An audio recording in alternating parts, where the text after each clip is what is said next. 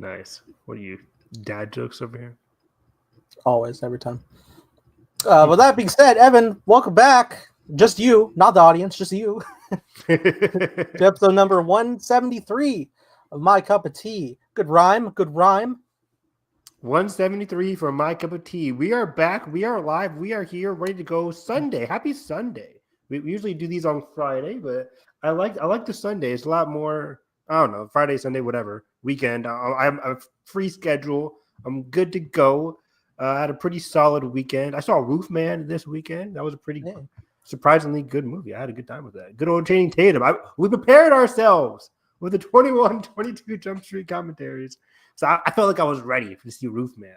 You know. Well, he gave a little tidbit. That's kind of interesting little thing he said. It happenstance to us spinning the wheel. Maybe it's fate. Maybe it'll happen. I don't know. Maybe not. But real quick. Apparently, it's just this one producer just like has a big asking price for producing the film for 23 Jump Street because everybody else wants to do it. It's just that roadblock. It's like when we were talking about Saw that one time. It's like, why can't we get Saw? Yeah, Saw had a whole history of like producers like not getting along and shit. Writers not getting along is crazy. And yeah, it seems like there was one producer. I forget his name. You know, probably some old white guy. Can't get his shit together at Sony, and it's crazy. Asked for too much of a price for a 23. It's a weird scenario. But you know, I trust Channing to a degree, so it just is kind of weird. But yeah, again, it's just one of those movies. We were watching 22 Jump Street where, you know, I think that comedy sequel, 23 Jump Street, whatever you want to call it, would do extremely well in today's climate. You know, Channing is still a very popular actor. So is Jonah Hill. You know, comedy is, I wouldn't say on the rise, but again, Naked Gun did so well for its budget this year. There is an appetite for that, especially with our generation. You know, you're a couple of years younger than me, but it's still the same generation, same people who, you know, love these movies. So I feel like there's an appetite for that. Yeah, man. It's I was even like thinking about like how the original plan was going to be 23 Jump Street Men in Black crossover, and I was thinking about the time frame. The first Jump Street came out the year Men in Black 3 came out. Wow. The same year. And then 2 years later, 22 Jump Street, also big. We went over the box office. Like, they were both big hits. And I imagine if it took like another 2 years, 2016, you're still like fresh off of 3. Not only is it like in, good zeitgeist still of people's consciousness with Men in Black's reception, but you probably could even got Will Smith involved, probably. If they really, as like a comedy cameo dog, that would have been hilarious. It honestly would have been fun to like, he's usually like the funny man to Tommy Lee's straight man, but like if you put Agent J as like having to be the more straight guy to like reel in these idiots, that would have been fun. See him with Ice Cube, dog, that'd have been hilarious. Oh my god, dude! I Come would have on. lost it. Will Smith is totally down for that type of shit too. Like I would believe so at least. Yeah. In the Men in Black franchise, Sony just threw that into the shitter, like their other franchises with Men in Black International. That movie was just like to keep the rights. I guess I don't know. Will we ever circle back? Do you think? It's hard. I think so. Men in Black, it could be one of those franchises where similar to like Alien, Predator, where it's just like you could just let it die. But Alien and Predator got lucky with Dan Trachtenberg and other creators coming on board to revive that franchise successfully. But for Men in Black, it's such a 90s franchise.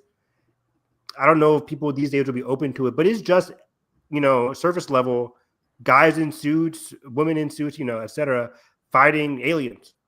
That's really it. Like it's so like open-ended. You could do a carte blanche. You could do anything you really wanted to do with that franchise. That's what makes it so appealing.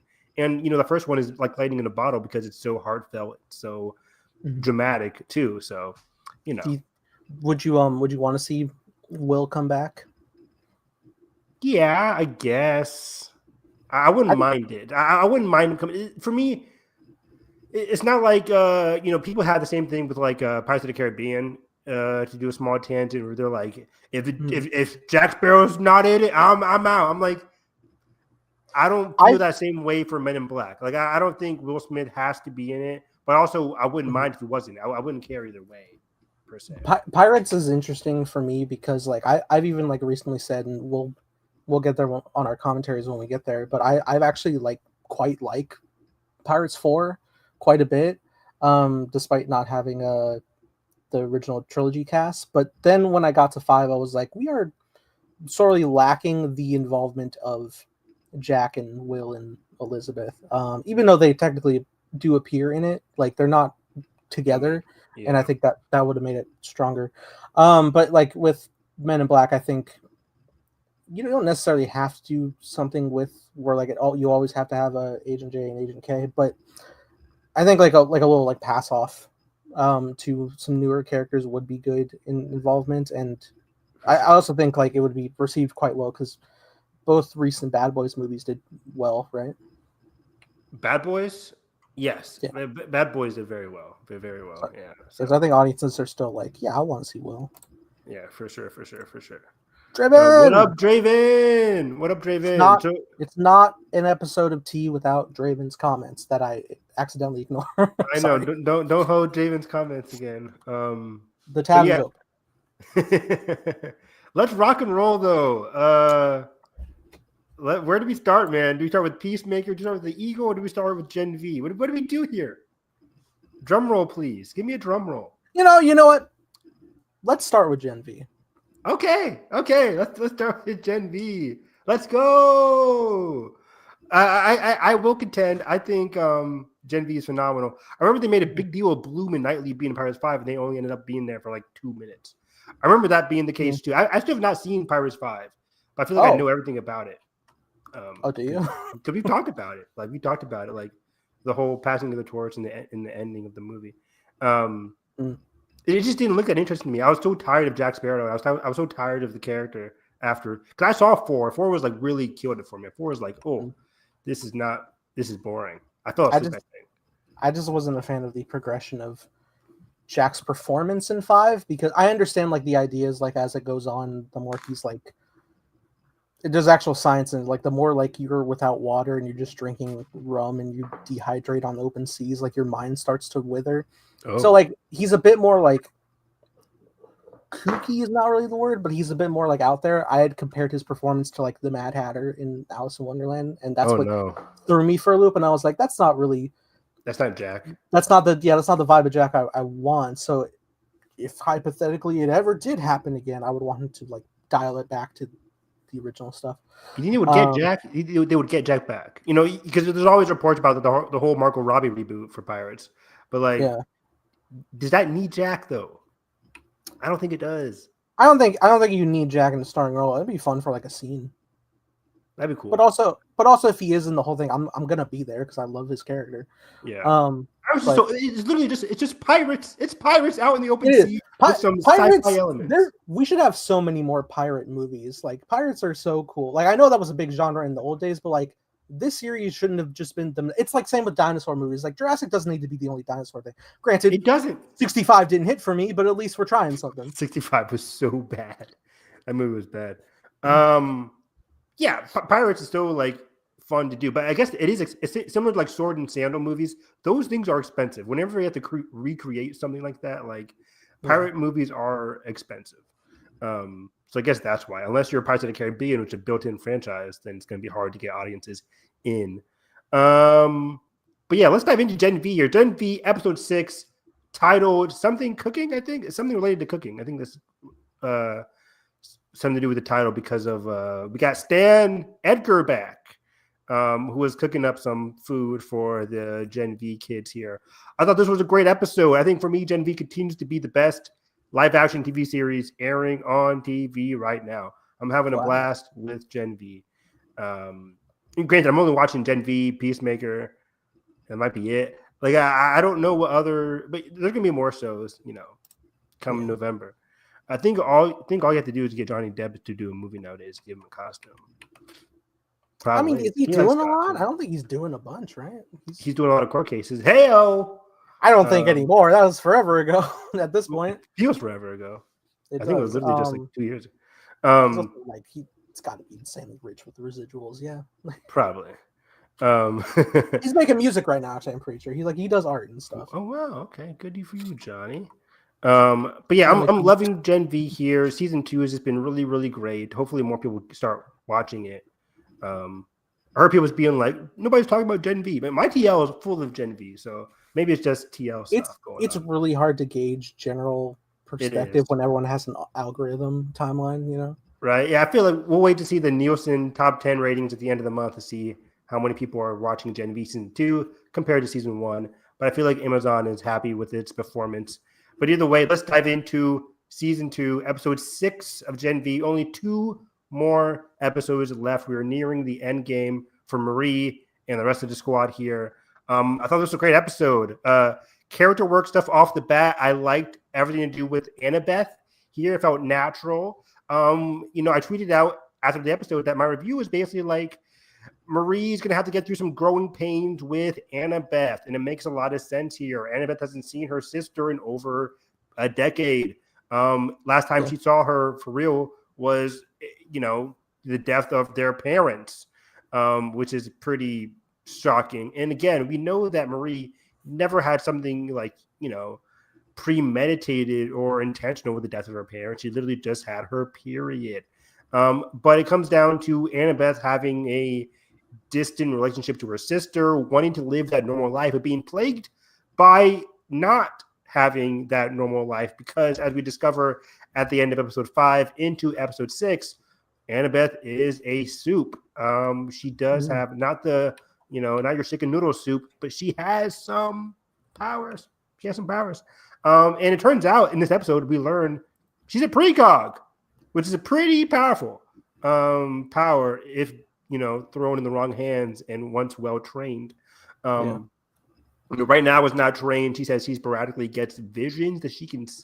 I don't know if she said she can see these visions or just like feel the visions. I think see. What do you think? I think it's like, no, it could be a feeling. I know like she doesn't have control over it. She can't like just like turn it on and be like, oh yes, and like decide like the fact. I'm sure you could get there with training and then you're omnipotent as hell. But I think she has like a good built-in self-defense, right? Which makes for a great team assist, right? Exactly. She's a great support character, putting it in a gaming sense there. Precog is just very powerful in general, especially if like in the heat of battle, you could like see what happens 2 seconds ahead of you. That'd be pretty powerful. But it seemed to be something like, situational at best.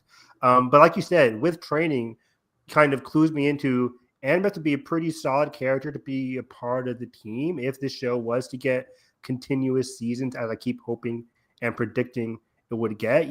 Season 3, she could be part of the school for all we know, under a new leadership, presumably, because I don't think Cypher is surviving this season.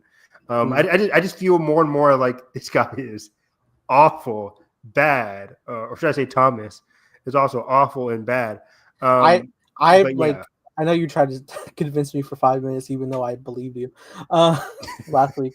But I think it's like super. I think it's even more interesting and super cemented with this episode when he's like start beating up the charred body. I think he's like angry at the fact that he's stuck in it. Yeah, exactly. It felt like one of those scenes from The Boys where Homelander is just like arguing with himself. Those internal. It feels like it happens a lot with The Boys. I think Homelander did it.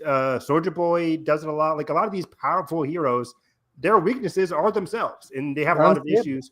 They can't handle the pressure, and like they have some, mental trauma going on with their brain. And I think that same thing is happening with Thomas. Burned alive, trying to create a powerful, soup, as we learned from Stan this episode.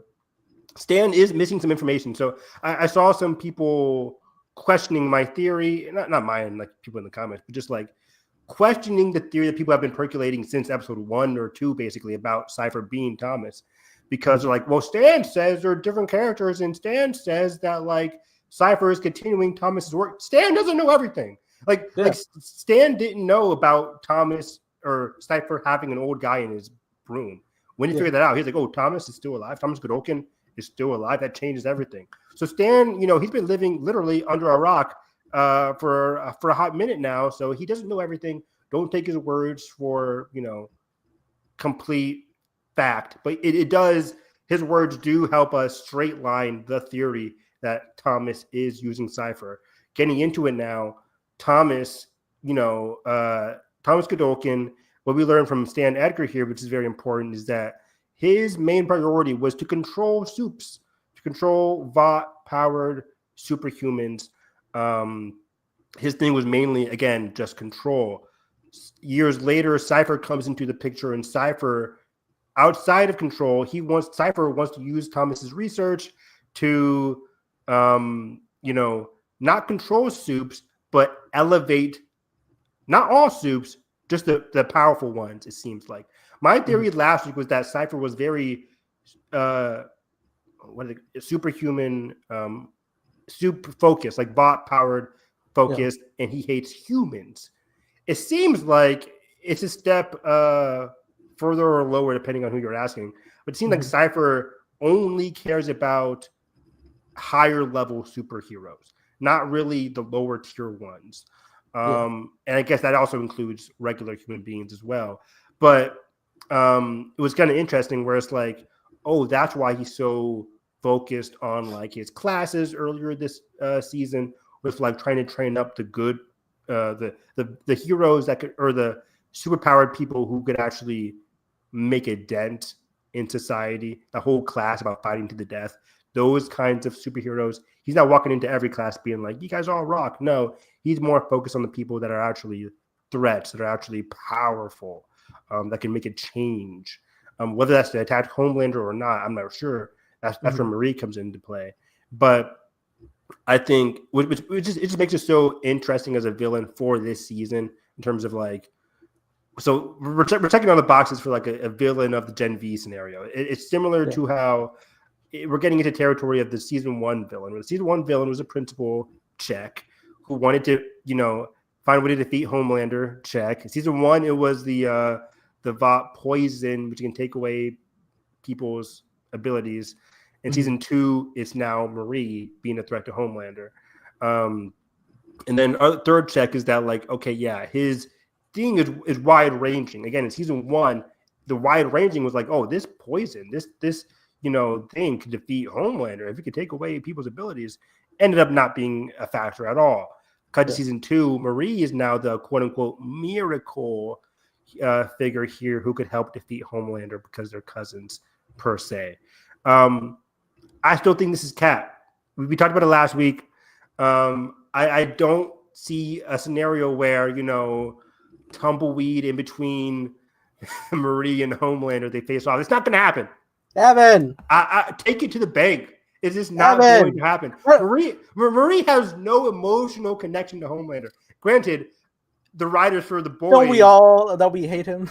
we all hate him, I guess. But like, granted, they do have a scene in season 1. He blasts her for a second and cut the scene. But like, I just don't see her being a factor. I think this is more so going to be handled in season 2, episode 9, 8, whatever, the finale. She won't be in the boys' final season. Yes, she will. Everybody will be, because it's the final season of the boys. They can do what they want. Okay. I just like the boys is setting up something completely different than what Gen V is setting up. The boys is setting up Butcher, Ryan, and the squad taking down Homelander, not some X Factor in Marie. Yeah, that's just what I'm saying. We have so many characters in this season, like pulling us into it. Yes, because we are living in a post Boys season 4 era where Homelander is like basically the president of the United States. But like, that's why everything's so surrounding him still. He's like this figure that's omnipresent. But I just don't think, first of all, it's not going to happen because it's Cypher's plan.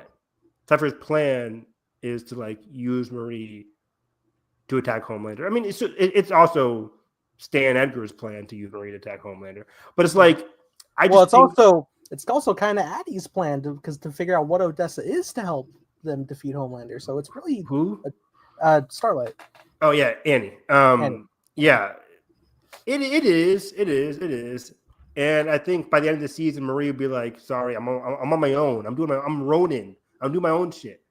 Maybe at the end of this episode. maybe the end of this episode. We'll get into that. So I just feel like her thing against Homelander, you know, maybe they could settle Homelander versus her in the finale. Maybe Homelander can come in the finale like he did in season 1, and that's how they settle that debate. Well, I don't like that implication because he's definitely walking out to get to the final season. He is. Will this show continue? We don't know. That's what I'm saying. I think the Homelander thing is just gonna fail either way. Ryan is going to be the one to kill Homelander. Is that what it is? Okay, and I think, in fairness, I would give you. I don't think the final thing is going to be Marie versus Homelander in the last season. I think it'll be a multi-hero battle against him. Okay, that's fair enough. I will concede to that. But it is interesting. One of the more important talking points is how this episode is really putting the pressure on Marie. We'll go back to the Cypher thing in a second, but like I like how this episode is pushing Marie in a lot of different directions here, where she is pretty much going against, and this got me like audibly upset with Marie in the episode. That's why I was so engaged with it, because Marie's also like, Jordan, nothing changed, right? Nothing's changed. I'm like, if I'm Jordan, I'm like, girl, everything has changed. But she is emotionally, and you're rolling all this. She's like the Harry Potter and Frodo. It's like she can't comprehend that she's the chosen one. But everybody else around her is like, you are important, and you keep acting like you're not important. But I think at the end of the episode, she finally realizes it, and she's removing herself from the equation, literally. But yeah. Which Harry does as well in those movies. Exactly, right? But I think it's more so Marie's coming from a point of like, okay, yeah, sure, maybe I have like a greater calling, but like I'm nothing about my personality or my person has changed. Like I am still who I was before this knowledge. Which is extremely true. You're right. Yeah, on an emotional level, she is still Jordan's girlfriend. She is still Annabeth's sister. But those titles are being challenged as she's becoming very powerful, and not only powerful, but just a threat to those around her. A danger to those around her, as we get like the Hercules hero come in and just like brutally beat them up before getting killed by Victoria's daughter there. I forget her name. But that was a great kill sequence. By the way, horrible power. That power is it's disgusting. It's like, oh, you gotta just taste the blood every time after. Right? Like flick it off. Hey, she can't have blood on her face for a good like 2 hours. I'm like, clean up, please. Get a mask or something. Right? Yeah, like get a mask and then like have like a open. I don't know. Is it? You got to shape the mask weird. Like a 4-circle chamber. Yeah. Edgar can create that shit. Predator style. Right. So Jordan is kind of constantly giving her these looks of like being wary and skeptical of Marie's new powers, which I think they have a right to be, because Jordan's still feeling the effects of being controlled by Marie, similar to being controlled by Cypher. And for Annabeth, let's get into Annabeth here. I think there's a lot of interesting growing pains with them, as I explained earlier. But from Marie's angle here, I kind of it again is kind of naive. They're like, hey, you're my sister. We're gonna stick together. If I'm Annabeth, I'm like, I was living a pretty good life until I got taken in by Cypher. My throat was cut. I get kidnapped by you. Yeah. You want to go to Canada. I want to go back home. But it's a tug and pull here. Because I get where Annabeth is coming from, and I get where Marie is coming from. Yeah, that stuff always does get me though, because like at the end of the day, Marie did not set this stuff into motion. She didn't ask to be a part of this, and like she may be like contributing to like the present, but it's only because they struck first. Like they're initiating her into this chaotic higher calling that she never chose to be a part of. 100%. This wasn't what she asked for, but she's been looking for Annabeth, and ironically, through these awful events, they have found their way to each other. And I do like the little bit of stuff that you do see where like Annabeth does clearly still have caring for Marie. I love that shit too. I love that shit. Like this show, again, I don't want to keep, dissing the boys, but I feel like for some reason, this show has more like heartfelt moments sprinkled into each episode that I can just latch on to and engage with on a deeper level. Because I really liked just the small glimpses we get of Annabeth, even when Annabeth is not talking to Marie, when she's talking to Kate, and they talk about like her being a sister and just like, you know, having that in her life. In contrast to Kate, who's just been living alone her whole life. But it is very interesting. I do like where Annabeth's direction is going. It felt very natural. I haven't seen the reaction on the internet, but like I think, you know, whenever you get a character who's not part of the main squad, audiences tend to be like, you know, why can't she just get along, get with the program? It's like Annabeth just got her throat cut, you know, she just got brought back to life. You can't imagine what that feels like. And then, yeah, she wants to go home and she can't, because if she leaves, then she, as Marie says, she'll just get taken in by Cypher again. Probably she'll get found out by a camera or whatever. A lot of people have a difficulty, and this definitely goes under media literacy. They have a difficulty of understanding that a character does not have all the information that the viewer does. They have not gone through every perspective that we have, so they can't just like understand because they don't have the history and the knowledge. 100%. And when Marie, that's a good point, Nathan, because when Marie says like, "I've been searching for you for years," Annabeth hears that and she's like, "Great, I haven't been looking for you," and it's just like, ooh, it hurts. But at least they do seem to find a common ground that their aunt gave her a good life. Exactly, their aunt did give, which is also why we talked about it earlier in the season, where I liked that scene with her aunt too. The aunt, you know, while lying to Marie, it was natural. The aunt also lost people as well, and she just wanted to take care of Annabeth to the best of her ability. But yeah, it just sucks because like we want Marie and Annabeth, these two sisters, to get along and be reunited, but it's just going to be difficult. Annabeth's life is now forever changed, and Marie's life is just changed far greater than she's ever realized. But getting into it here, why Marie's life changed is because we learned from Stan Edgar that, similar to Homelander was created by having Gen V put in his blood when he was very young. That's the case for all Supes, but his case was very, very, very young, at the fetus stage. You know, we don't have to get into the whole process of pregnancy, people, but at the fetus stage, around that stage, they inserted Gen V into his system. A lot, like 99% of people died when Gen V gets put at that early of a stage. You just had a lot of dead babies, as we've talked about in The Boys and in Gen V. Homelander survives that. He becomes the strongest Supe of all time. One other person survived it, part of Particle Dessa, called Marie. So Marie survived it at this young stage as well, when Marie's parents were just trying to have kids, as we learned last season. So it is very fascinating. And he also, along the way, gave Annabeth Gen V, which was, again, shocking. That makes me wonder, like, when that occurred. What is the age gap between them? Do we know? Not really. I would assume 3 to 4 years. Yeah. Yes, something along those. But like, yeah. So like, is that to say now, like, the parents weren't behind giving V to them? It was Cypher. They were just looking for a donor situation. Good question. I thought they knew about their daughter having, they knew about the daughter, Marie, having Gen V, or putting V into her blood. They just thought it didn't work. I think that was the thing. They thought it didn't work because she survived it, but nothing happened. Unlike Homelander, who survived it and immediately started showing signs of having powers, which is why he was kept in a cage.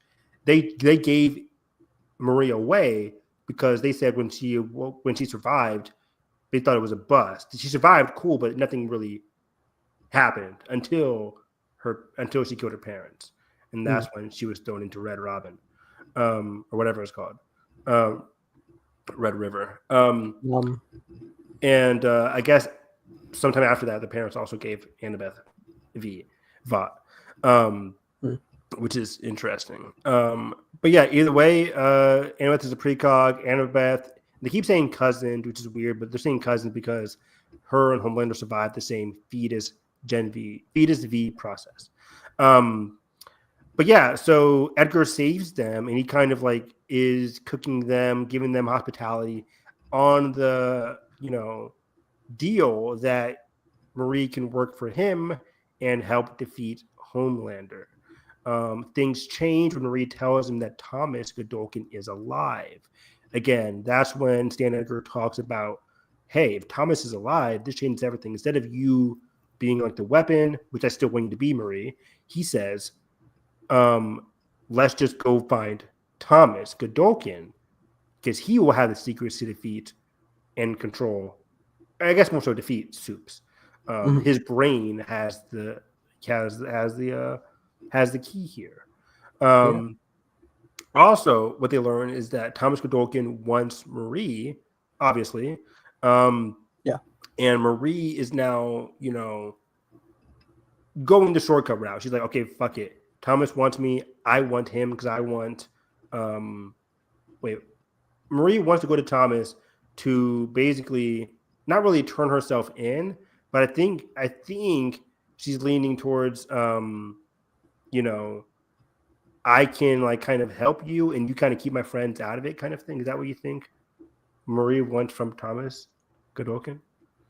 Maybe. I'm still like a little confused about the decision of leaving. Maybe I did just miss something. I think it's more so that like, she is a threat. She's a danger. She doesn't want to like burden these people. She doesn't want to bring the heat to all of her friends. Like exactly. It has indirectly been happening. So if she can make the move to get them into safety, that's the interesting bit. We should talk about the implications that Marie has very vast healing abilities, not only in seemingly the ability of like resurrecting those recently deceased, but also can maybe fix people's ailments, which is why our girl Kate, Kate's looking to see if she can get her powers healed through Marie, which would be quite useful because I think Kate is 100% on our side and it would be a great asset. By the way, I'm loving Kate's arc this season. I said it last week when she, teamed up with Emma. Like, this is a rescue mission. I love that. This week. I really like this week where it's like, oh, give me a compliment. Like what? Fuck you. That was great. Kate is like her unintentional comedic relief is peak. I think she's one of the best actresses they've had in the show. I think. Period. I think she's definitely up there. I think she's phenomenal. And that was pretty great. Emma is just also on. We'll get into the Emma and Sam stuff. I also really, really, really like that stuff too. We're not going to a foreign country. We're going to Canada. I would have screamed like, Emma, I'm going to kill you. If I'm Annabeth at least, because Annabeth is like legit freaking out. Emma's like, we're going to Canada. I'm like, listen, I'm not going anywhere with you guys. It was very funny. They all just like play these roles so well, and also they like just believe they are young actors, but like you just like believe their age. 100%. Yeah. Interesting thing went down with Polarity and Cypher. That really caught my eye. It seemed like he was able to resist his puppetry toward the end, and it makes me wonder if there's like an open channel system that maybe you can take reins on. I don't know about open channel, but it just does showcase how powerful Cypher or how powerful Polarity is if he's able to lock in. Granted, we know that there's a heavy price to pay when he does, but just like he can also be healed. Yeah. I was gonna get to the end of the episode. Like, there's a list of people that Marie can just magically heal. And the three candidates are honestly. Yeah. Sorry. That made me think, like, if Marie's jumped over to the boys, maybe she could save Butcher from being infected. People were saying that online too. I'm like, she could, but I know you're feeling weird about Butcher because they keep like making him dark as hell. This is why Marie is too powerful. She is a healer and a like in gaming sense, like DPS. Like she can attack and heal. Like is she like a paladin? She's too much. She's too much. But Marie giveth, but Marie could taketh away with Homelander. Right? It's just it's wild to me. Well, also for the amount of like Marie being powerful, Victoria Newman, whenever Victoria was like, "F off, Homelander, I'm gonna blow your head off," and Homelander's like, "Try it." Like I don't know what Marie could do. I am once again sitting and I'm like, what is the difference between her and Marie? Is like, was it just like the early stage that the viewers received? Is there just an enhance? Is it fucking mutant power scale? What is? I don't know. I don't know because I feel like Marie. I think it would have to be like internal shit. Like I can pop your brain vessel, Homelander. But even then, I don't think that'll work. I don't think that'll work because I don't know what happens. Anyways, but I don't know, but maybe that does come down to just like personal manipulation. Like maybe Newman could have been trained to a level, but she was like on her own set of things and understand Edgar. But with Cypher's deeper knowledge of the Odessa program, probably has the bigger drive and bigger picture. For sure. It's kind of reminded me from an Avatar point of view, you know, you can compare Marie to being Katara and Victoria Newman being like Master Paku from the Northern Water Village. It was like one of the most skilled waterbenders, but then Katara comes in there with more like potential. She's a prodigy. We'll just have to wait and see. But yeah, going back there, Kate is following Marie. Because she said, Marie, you could just heal me, and you know you don't have to go to see Thomas Godolkin. But Marie trudges forth either way, declines Kate's request to heal her for now. I do believe Kate will be healed eventually. But that's why Thomas Godolkin wants Marie as well. Who is in dire need of being healed? The guy who was burned to a crisp and has to survive through Cypher.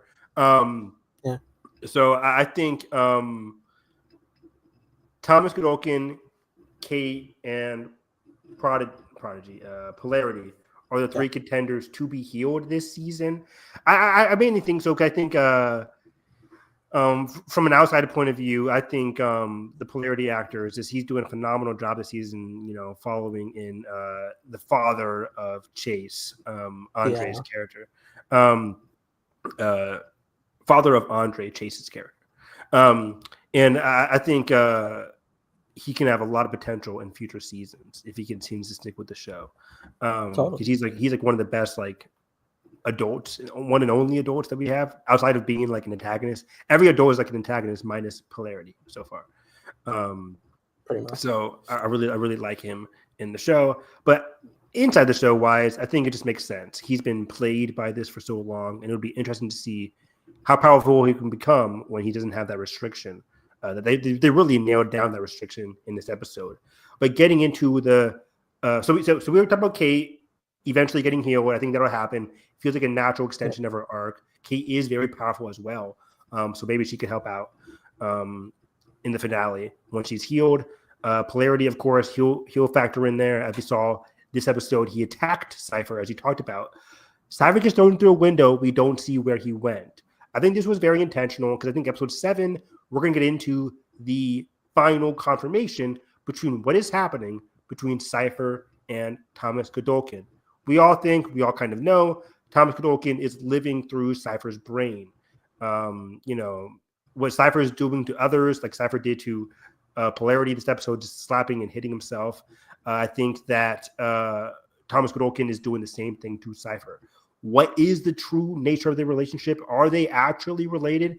They once again have been honing in on the ID tag of Cypher. Even this episode when Stan is going through Cypher's records from the past, the camera once again pans in on the picture of Thomas Godolkin, who looks just like Cypher. He looks very much like Hamish, the actor. So I think they could actually be father and son. There was a scene when Cypher is yelling at Polarity, talking about like, when I was young, my father took me to Australia at X, Y, and Z. I think that was actually Thomas Godolkin talking about Thomas's. Wait, what? Yeah, I said to see a marching band. No, but I think Thomas Godolkin I think he actually went to Australia with his father, and he's just saying that through Cypher's voice, basically. Hmm. So that's just my idea there. Again, I think that it can either be related or something. My main question, once again, is what is the Cypher body getting out of this, if anything? Is he a tormented soul living through having to serve as a vessel for Thomas Godolkin, or is there something more to their story? And why I say it's important is because, once again, he's injured now. He got thrown through a window. He's presumably injured. Either I'm making a mountain out of a molehill or whatever. But my theory is that like the show is telling us he got thrown through a window. He's injured. We'll see him crawling back into his home in the next episode, and that'll be the show. You know, when Thomas / Cypher is at a weakened state, that'll be where the show finally delves into how their connection actually works. And then we'll see Marie and them. We'll see Marie meet them probably at the middle of the episode, end of the episode. We'll see how that works out. And yeah, do you think this is the last we see of Stan Edgar this season, by the way? You think he was coming back in the next episode? I think he is, right? Because the team, everybody's still there. Yeah. I think it'll probably stick around for the remainder 2 episodes. Okay. What else? Oh, lastly, let's talk about Sam and Emma. I'm really liking their relationship again. I think the show really knows how to do and build on relationships very well. The scene on Instagram where Emma can't remember Polarity's phone number, so she has to go to Instagram channels was very funny. Sam, that's a real tricky thing of today, like not knowing phone numbers. I am terrible. Like, outside of like my mom and my dad, my brother, I don't know anybody's phone number at all. The only real reason I know like my sister and my dad's phone number is because it's just my phone number with like we're all one number off because we're the same phone plan. So oh wow, that's interesting. Like 1 or 2 off, it's like oh okay yeah. That's crazy. I didn't know that. My brother and I are in the same phone plan, but ours are completely different phone numbers. That's so funny. But yeah, she sees the name. What was it, Nathan? It was like Doug or something, right? The person that has been flirting with Emma this season. I don't think it's Doug. But yeah, blonde guy who we are trusting that you're sus of. It's like Gary. It's something lame. It's something. Now, in fairness, she did not message him. She did not. He hit her up, and then Sam was like, "Who is that?" We're still so fucking messy, like saying so much like over internet. Like I feel like someone's gonna track shit. It's weird, but I still think the phone line. I'm like, right. I still think he's sussy. I don't trust him at all. I can see Sam killing him this season. Oh, maybe not. I don't know. But again, I really like Sam and Emma's relationship. It was very funny. It was very heartfelt. Sam really wants to reconnect with Emma, and Emma's kind of like putting some distance on them, but still is harboring some affection towards Sam as well. Once again, similar to Annabeth and Marie, there are some growing pains with their relationship that I'm eager to see play out there. But overall, this was a phenomenal episode. I think this was a strong 9 out of 10 episode. You could call it a breather episode as our characters regroup, but there was a lot of information with Thomas and Cypher, and Stan Edgar came into play, and a good action scene too that I liked in the middle there. Just so great. So yeah, that's 43 minutes on The Boys, Genevieve. Let's dive into. Is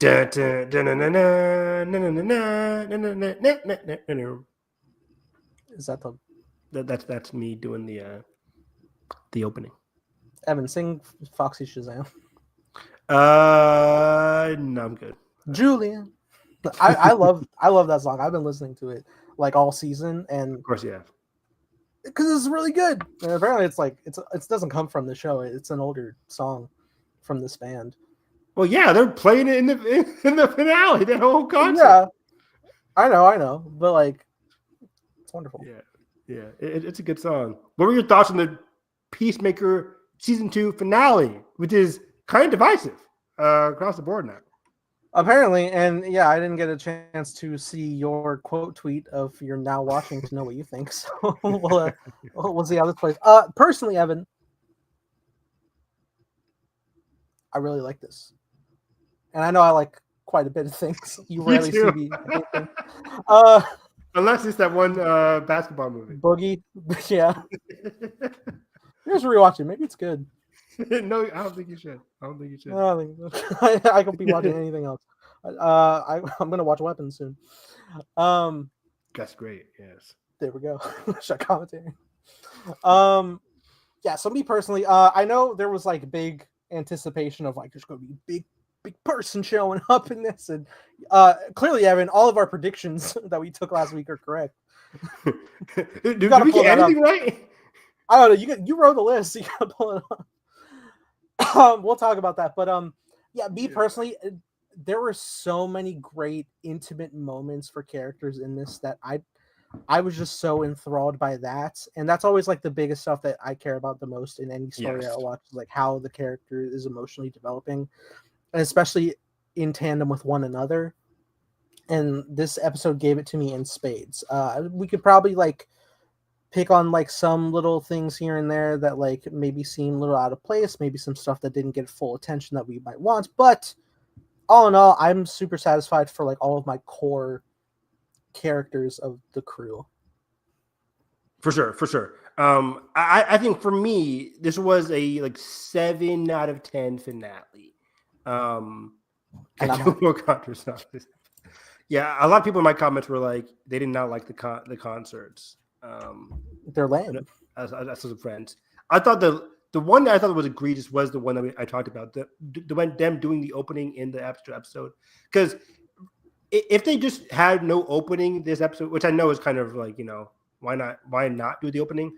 But if they didn't give us the opening crawl and then just saved it and gave us the concert as like at the end of the episode, that would have worked better. But we kind of got the two things at the same time. It's like a little redundant, getting the opening and then getting the song again. Go watch it again and skip intro. I probably will in the future. And there you go. But for me, I agree with everything you're saying. I think it's a 7 out of 10. It wasn't the most like engaging and fulfilling episode, but the character work, and I've been saying this all season long, the character work for Chris / Peacemaker has been really, really great. I think that is something that you can tell James Gunn has really focused on this entire season. He probably went in with the game plan, what he wants to accomplish for Peacemaker's character arc and his character growth this season, and that worked in spades. I think Emilia Harcourt, you know, also really, really strong. I feel like those two got the best character work. Everybody else, solid. No, I think Adebayo, I would say I would categorize that as great character work for Adebayo. She gets 2 powerhouse scenes. She does. The scene when she's with her girlfriend and the scene with being extremely vulnerable to Chris about like their connection and why he is valuable to her and to everybody. Which I thought was very, very, you know, evocative and emotional and engaging. I really liked that a lot. But those scenes were great. In between those scenes, I was left wanting more. And I think I'm on the team. And I think we talked about it, and I know a lot of people are a lot more angry than I am about this. But the whole Rick Flag of it all, I think, yeah, there we go. I just said it. Draven just said it as well. I think Rick Flag's heel turn. I'm not buying it, Chief. I'm not buying it, James Gunn. And don't tell me. Don't tell me. And this pissed me off because whenever somebody disagrees with somebody, you know, on the internet, you know, it's media literacy. And granted, there are some bad media literacy people on here who hated this episode because there's no fucking cameos or whatever. We're not talking about those people. Those people were never going to be happy with this episode. But what I'm saying is like people who said like, how can people watch Creature Commandos and be surprised about Rick Flag's turn here? I watched Creature Commandos. I watched it recently. He's watched it recently. You're bullshitting me if you can watch all of Creature Commandos and say like this was Rick Flag's descent into villainy. That's bullshit. There's no way. Yes, is Rick Flag an idiot? Yes. Is he pretty dumb? Yes. But Creature Commandos never really emphasized that he's like fucking Shaggy or something. He's not like an imbecile, right? Like he is a very flawed character. Yes. Is he easily manipulated? Yes, he was mutilated by the hot woman from wherever she was from, the Russia country. And, by the end of Creature Commandos, it was up to the Bride of Frankenstein and the others to kind of like save the day while while Rick Flag, I think I remember correctly, he doesn't do much in that finale. I think he's trying to race back to that country while them are trying to handle the princess, because he believed he was the one who got fooled. The bride is the one who was always sus by it. Cut to the finale. Spoilers for Creature Commandos, by the way. Either way, the princess kills the aqua creature commando. Yeah. I forget her name. I loved her. She's phenomenal. She's the best character in the series. I hated that she died. This needs to stop, James. By the way, I remember not being that thrilled by the finale of Creature Commandos either way, too. I forget what I wrote about it specifically. I wish I could find my fucking tweet. But I remember not being like, I thought that was a solid finale. It didn't feel, I don't know why. There was something missing from the Creature Commandos finale. I don't know what it was. I forget now. But I remember thinking that the bride had the best arc that season because it was a completely realized arc where, about connection. It wasn't the most in-depth arc, but it was there for sure. I mean, she gets a lot of attention, a lot of flashbacks, and growing into having friends, and maybe her only friend who she loses at the end of it. Exactly. And it sets her up as the main character heading into season 2, not Rick. So, which makes sense. With stuff with Rick. Sorry. Yeah, with Rick, real quick. There's no way that he was supposed to be a villain. I just don't get the heel turn. And this season needed more. It needed more either flashbacks, which I hate saying that, but it needed something of substance, maybe in the present day, to make me understand him more outside of him just being angry. It's really just this last episode that I watch Rick and I'm like, wow, that is such a ramp up to like damn near cartoonish villainy. Which if we never got Creature Commandos, I could see the case being that, Rick is very much against all type of metahumans, costume creatures, because 100%. Because his son was sent in to babysit them, and they're the reason he got killed in the whole mission to begin with. 1,000,000 kajillion %. He worked with these metahumans. Yes, and then Creature Commandos, it's established that he already lost his son in the first episode. So that's why I'm so confused. So at the beginning of Creature Commandos, he knows his son is dead, right? Because people were saying he tells blonde lady, yeah. People were thinking that he figured it out post Creature Commandos, and that infers his character for Peacemaker season 2. But I'm with you. I swear to God, it's at the beginning. So you're saying that too. You're co-signing that. Yeah. Hang on. Draven says, come up with is he's using the whole prison plan as an excuse to lock up Chris, just like Lex used the war as an excuse to get. Yes, absolutely. Yeah. That's his driving goal. But he's also pleading the case for all metahumans in the Pentagon. So he's pleading, and also Chris isn't a metahuman, so it's not at all. So his driving force is obvious. Revenge for his son Rick Flag. He's pleading the case to the senators that is all for metahumans. Now, is that just a lie so we can lock up Chris? Maybe, sure.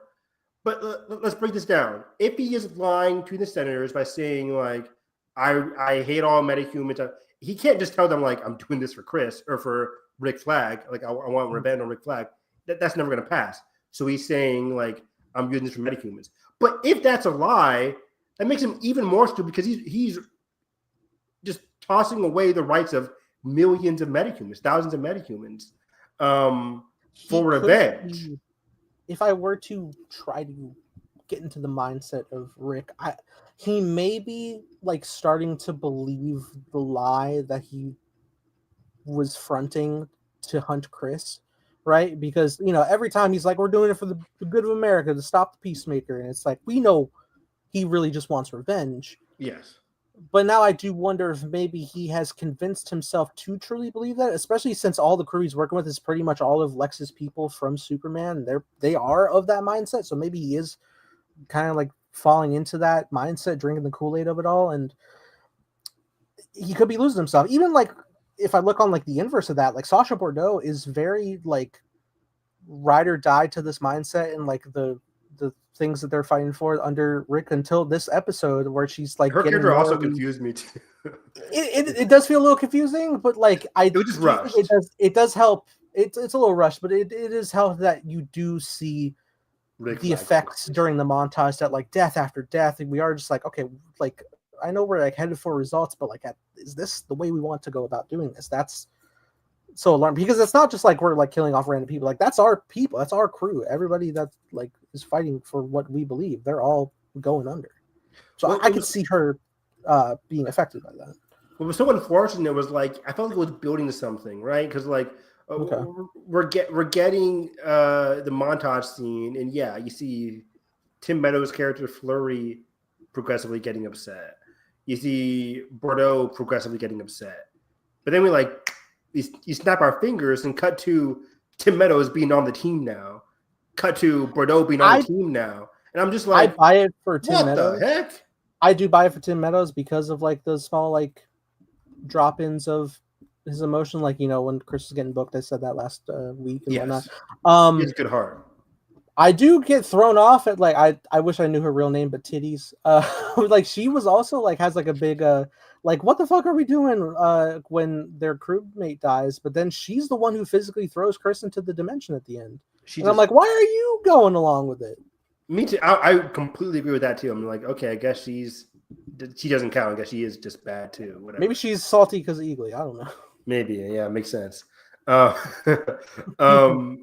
yeah, I guess those two supporting characters, they just felt like very much just like rushed. And this episode was like, again, I say building to something because we know something bad is happening with Lex's plan. We know all this stuff is happening. So I'm like, okay, how are they going to handle Rick Flag? And I didn't want to pause it to see how much time we had left. I'm like, how are they going to handle Rick Flag? How are they going to handle this? And then they're like, okay, our solution is we get Chris back. And that invites more character progression for Chris, who is out of it, but then he's back in it because everybody coming to him. I love those scenes. We'll get into that more in a second. But then Chris is back, and that's just it. Chris is back, and then they don't really solve anything. They just create checkmate, and they're acting all proud and stuff. I'm like, guys, like, you have a mission. Like it felt off to me because, like, for example, it's like them figuring out like there's a Death Star. We got to do something. We got to form the rebellion. Next thing you know, show's over. I'm just like, wait, you still have a Death Star to fight. Like what are we doing here? And it felt like the show just ends. I know you're building to Man of Tomorrow, so you can't really do anything about it. But I'm just like, they could at least dealt with the Rick Flag of it all. But I guess that's also saved for Man of Tomorrow. So I'm just Rick is just like so like high up in hierarchy with this that it's like so it's hard. So was Amanda Waller, and they got her out through clever means of just like ousting her. Yeah, but I don't know if we have that specific level of dirt on Rick or like let alone Tracker because he's so new. Yeah. And he has approval of like the entire Pentagon, so I don't know. I did find like some interesting tee ups for ideas of the future of DC, what with Man of Tomorrow and probably other things. I did like bookmark some stuff to go over like what all is specifically being teed up for the things, which I'll for sure get into. But let's also before that, I just wanted to spend some time going over the character work one last time. Yes.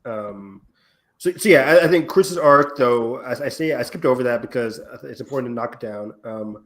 Chris is in prison. He is self-punishing himself for, again, and they emphasize it again. Like, can you imagine your best friends killing your brother right in front of you, or attempting to kill your brother right in front of you? You would snap too, and that's what happened with Chris. On top of him feeling emotionally distraught over his relationship with Harcourt. And oh my God, I didn't need the depressed Eagly shot. That made me so sad, Evan. No, yeah, Eagly in the corner, that was sad. I'm like, man, that's the GOAT right there. That's a prime eagle right there.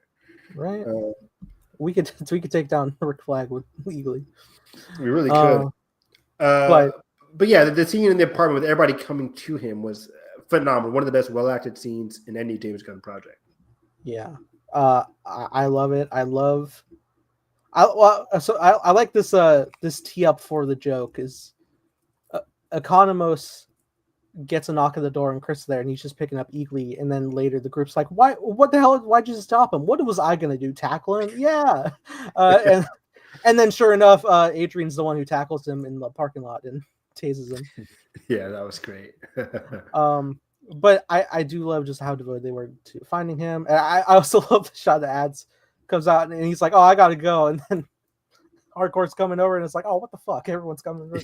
Economos appears from another car. I'm like, Jesus Christ, this is truly like this the is most intense intervention we're about to see. Yeah. Oh man, but it was great seeing them all come together. The 11th Street Gang remains a very well done character group. They really feel like a family, and this episode really emphasized that. They do. I love everything that Annabelle says to Chris and how inspired he makes her. That was like real stuff coming from James Gunn personally, like thinking of his father when he was writing that. I did end up watching the whole podcast last night, and yeah, James cried for a good minute about that. Like, it's a very vulnerable interview with him and Harcourt and Economos. Yeah. It's a wonderful insight on like the whole creative arc of that, and it's even stronger in talking about the stuff with Chris and Harcourt from the beginning and the end of the episode, and like the whole through line of the romance development and how it reflects to how she was informed throughout the whole season, which is really great. Real quick, I saw some people upset that like, oh, her arc was her learning to become a girlfriend for Peacemaker, but I don't think that's it at all. People are idiots, man.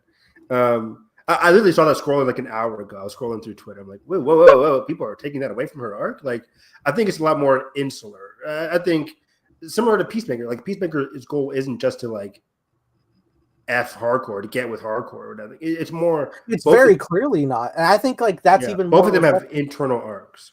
Yeah, and I think that's even more reflective is like a lot of the assumption, and I think we would also fall into that, is like every mention of like the boat, like what happened on the boat. Most people think like, oh, like a one night hookup type thing happened. It's like, it wasn't that. It was something way more meaningful of a personal connection for the night for Chris and Hardcore.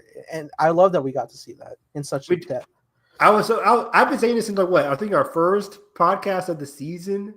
I was like, oh, so they keep emphasizing the boat. I wonder if we're ever going to get a flashback. I immediately said like, I'm okay if we don't. Like, roll the clips, guys. I was like, I'm okay if we don't, but I think it will be very fun because I'm not the guy who says like we need X, Y, and Z flashback. But I'm like, yeah, right. But I think this one would be worthwhile, and I'm glad they saved it for the perfect moment here in the finale. I think it was really well done. It was very sweet, heartfelt, funny. It was everything I really wanted it to be, and it was placed nicely throughout. It was placed in a nice structure of the episode. The bits and pieces of their date sprinkled throughout the episode. It was very worthwhile. Both of them had very internal arcs. She was again grappling with like more so purpose. I think both of these characters are grappling with their bigger purpose. But for her, it's like, who was she outside of her job? Who was she trying to escape? And the reality is she's trying to escape the reality that she keeps trying to push away, her affection towards Peacemaker and her affection towards, like, again, her deeper purpose. What does she do without having any like loved ones in her life? Which is why the 11th Street Gang, Peacemaker, and at a bigger sense, the 11th Street Gang filled that hole in her life that she felt like was supposed to be her job, but it's actually just the 11th Street Gang being that, being the glue, not her job. I felt like that was very special. And just her just like not having to resort to violence and finding a deeper, like a bigger light outside of the violence that she always resorted to. That was a big thing too in the opening of like Chris diffusing a fight that she was going to get into. Exactly. keep like the really nice night they have going. There's a great bit of through line that James mentioned of how he takes her to see Nelson, like she's getting into the music. And clearly, like Chris is there as the big Nelson fan, but then later at the end when Foxy Just M's playing, she's specifically the one who is the fan who is like singing her heart out to it. And along with Chris, like full like opened up herself to everybody there. Exactly. Her fear, that was her bigger fear, like of opening up. Like if she opens up, like, who is she when she actually opens up? And I think finding her inner sense of self was very worthwhile and important for Harcourt. And again, for Chris, it was just realizing that he, can't blame himself for the trauma that he's been exhibited. He's not a walking, what I was walking wrecking ball, walking sense of like danger or hurting others. It's like, yeah, this guy is a very flawed character who makes bad decisions, but he also means well at every turn. I think once he grapples with those that loved him, who understand how he means well and have received the happiness that Chris can, exude, he can realize how good he has like his close-knit company. We always say like having the world can go to shit, but if you have like 3 or 4 or 5 like best friends in your life, who are accepting towards who you are in the present, then you're set for life. And I think that's what's so beautiful about Chris and the 11th Street gang as a whole. They both accept all of each other, knowing the pain that they've all had in the past. They've all come from troubling backgrounds. Well, mine's economist. I don't know what he's been through. But yeah, it's very fun. Anxiety. I just love that group so much. Absolutely, man. I love them. I love the bigger team we've established and like what the promise of Checkmate could be moving forward. Yeah, James Gunn said like he has no plans for Peacemaker season 3 currently, which makes sense. He's he's finalizing the script for Man of Tomorrow. He's getting into pre-production on that. I don't know when it'll even be the soonest time he could even do a Peacemaker season 3. But Peacemaker season 3, Peacemaker's arc is kind of done. So I guess the next show would just be called Checkmate and feature these characters in it, I guess. I could see that. He did preface that even though they're not. He even like during the podcast, he was like, "We'll see." Effectively, like if we're moving into another season, but he did say that we are going to see all of these characters back in not only future DC projects, but like not too long from now. So they'll be back soon enough. All of them. It could be in Lanterns. Lantern now has to deal with Salvation. Which we can finally get into now. Have you said the word salvation yet in this podcast? We haven't talked about this planet. We didn't even talk about any of the multiverse doors. Let's get into it. Yeah, not that there's like anything too crazy. We got to the Imp Dimension Candyland, which was teed up in the first episode of this season with Augie, the alternate Augie, telling about the story of how Chris let some imps into their house and because he was trying to steal a giant candy cane or something in that realm, and they all came over. I didn't know that. Wow, okay. Yeah. So that was a little like tee up to the payoff of that. They are very ferocious. I think at this point we know the given gag of like, oh, cutesy creature is actually deadly as hell. Yeah. That guy's face got like destroyed. That was wild. Horrifying that he was like twitching, like still sentient. Horrible. God, that's poor guy. Fucked up. Yeah. It's so fucked. But yeah, they're going through like a lot of different doors, a lot of crazy things. There was like this weird, like screaming skull spider reality that was like, don't even go in. Yeah, we're good. Yeah, let's walk back out. Yeah. The black hole one, that was crazy. Yeah, I kind of like teed up my own idea of like theory there that it looks very similar to the same black hole that Ultraman gets thrown into at the end of Superman. I wonder if this can maybe be the other side of that black hole. They even like have a photo taken of it that's laid on Rick's desk and a little note from Lex is like, hey, this looks interesting, which I know is probably like bullshit, but like it could also be interesting to him because maybe, as I know, Ultraman can potentially become Bizarro, who could become Doomsday, who could lead to Clark's death, and that's a whole string. Yeah. So what other plans you got? Nothing more in like the other doors. I know there was like a colonial zombie door, which I thought was fun. Yeah. Don't go in there. Otherwise, they pretty quickly find salvation though, and that's all they I looked into stuff. Did you look into anything or just what James Gunn said in the podcast?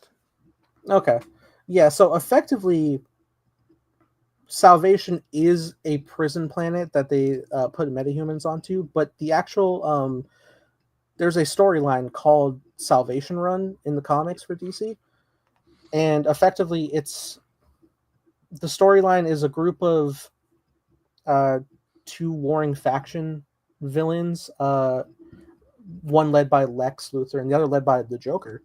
Yeah, I saw that cover. Yeah, and they're effectively like trying to find their way out of the situation off the planet and like, the hierarchy of it all. And that's definitely interesting. Now, I did wonder if maybe, I don't necessarily think we're diving into like it's going to be Lex versus Joker and we're going to do this post Brave and the Bold, but no. If this is a TF for Man of Tomorrow, could this be more of a situation of Lex and Clark both getting stuck there and having to work together to get out of it? Potentially while stuff is going down on Earth that they can't reach with the threat of Brainiac. My main thought was a lot here. So we learned that Rick Flag is doing this train plan for Parademons. Oh wow, that's insane. Run by Desaad, who's nephew of Darkseid. So it could be a tee up for like the greater run-in of Darkseid and whatnot. Who could also be, of course. I mean, the main Phase 1 villain. Years down the line. But my main thought is that Rick Flag is looking for this Salvation planet because Lex Luthor wants to find this planet. Lex Luthor wants to find a planet. And Rick Flag, again, I think James Gunn talked about it, about how he's falling. He thinks he can outmaneuver Lex. Rick Flag thinks he's using Lex so he can get revenge on Chris. Well, it's always Lex Luthor, the smartest man alive, who is using the hell out of Rick, and Rick is falling into a descent towards buffoonery for thinking he can manipulate Lex and villainy. He's getting played, and I think even Frank Giller was like, yeah, Rick Flag's in for like a reckoning come Man of Tomorrow, basically. But getting into Lex of it all, I think this is Lex's ticket to defeat Superman, basically. I think this prison planet, if I can't beat you, I'm locking you away. Which is the case for a lot of villains everywhere. Yeah, and it's important to like notice this isn't just simply like you're banished to another planet and then you could find your way to trek back to Earth. Like, no, it's a multiversal door. Like, this is outside of our reality. So if you're there, you are truly gone from us. Exactly. Yeah. It's funny because this similar scenario is what happened in Jujutsu Kaisen, when a major character gets like put into a box. And it's just like, yep, sorry, you're too powerful. We can't handle you. So it's very similar to this, where it's like Superman is going to be probably put into this salvation thing and has to find his way back, probably. But also, I think because we already know it's a Lex and Clark story, does Lex get himself stuck in his own prison of his own making? That'd be pretty funny. I don't know how that happens, but yeah, I would imagine we're getting a Lex and Clark stranded together kind of storyline. But how does that happen again? Because Lex is the one who wants this planet in the first place. Who was the one that pushes him there? It does also. 1 second here. Oh yeah, right on. It would be interesting to see how that plays out, if that is the intention of how things will be going, because we don't completely know. But we're all just theorizing at this point. But I do wonder what the degree of that would be like if it is Clark and Lex getting stuck on that planet. Is that going to be like half the movie deal? Where, because it seems like we're very much doing Brainiac, in the sequel. And that's why I wondered, like, what if Brainiac is attacking on Earth and we need the help of Superman and the intellect of Lex, but both of them are out of reach and we don't have a way of getting to them. Maybe the door seals itself and we don't have a way back at the present time.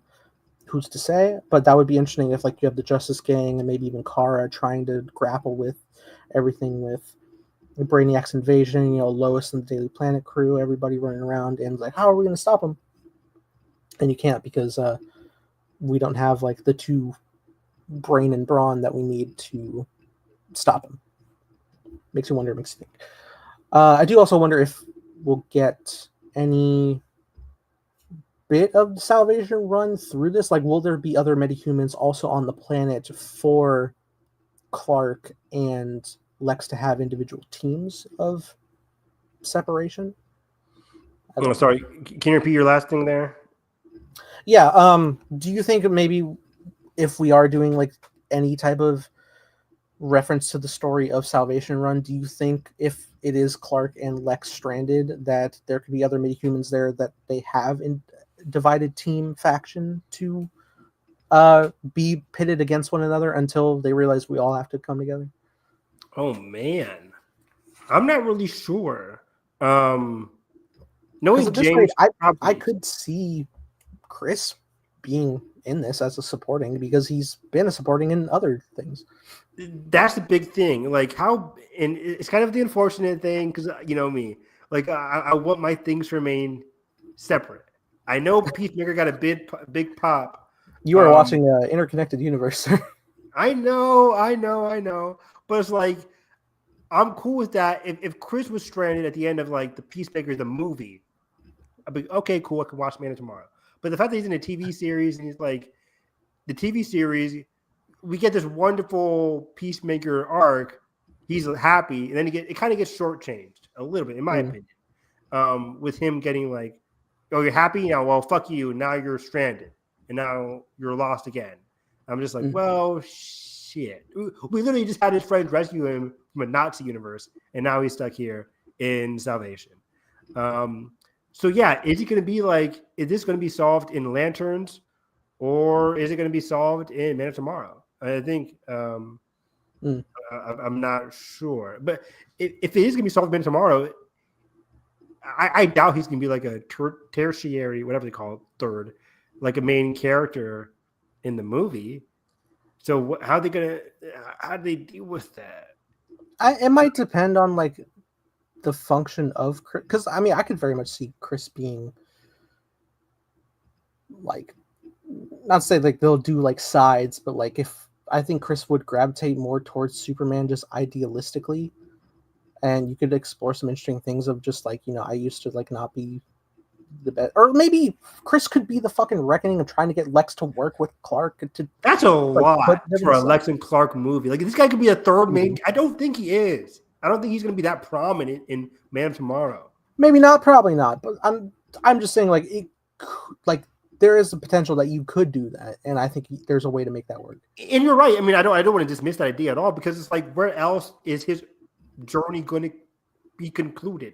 Well, how is this going to come out?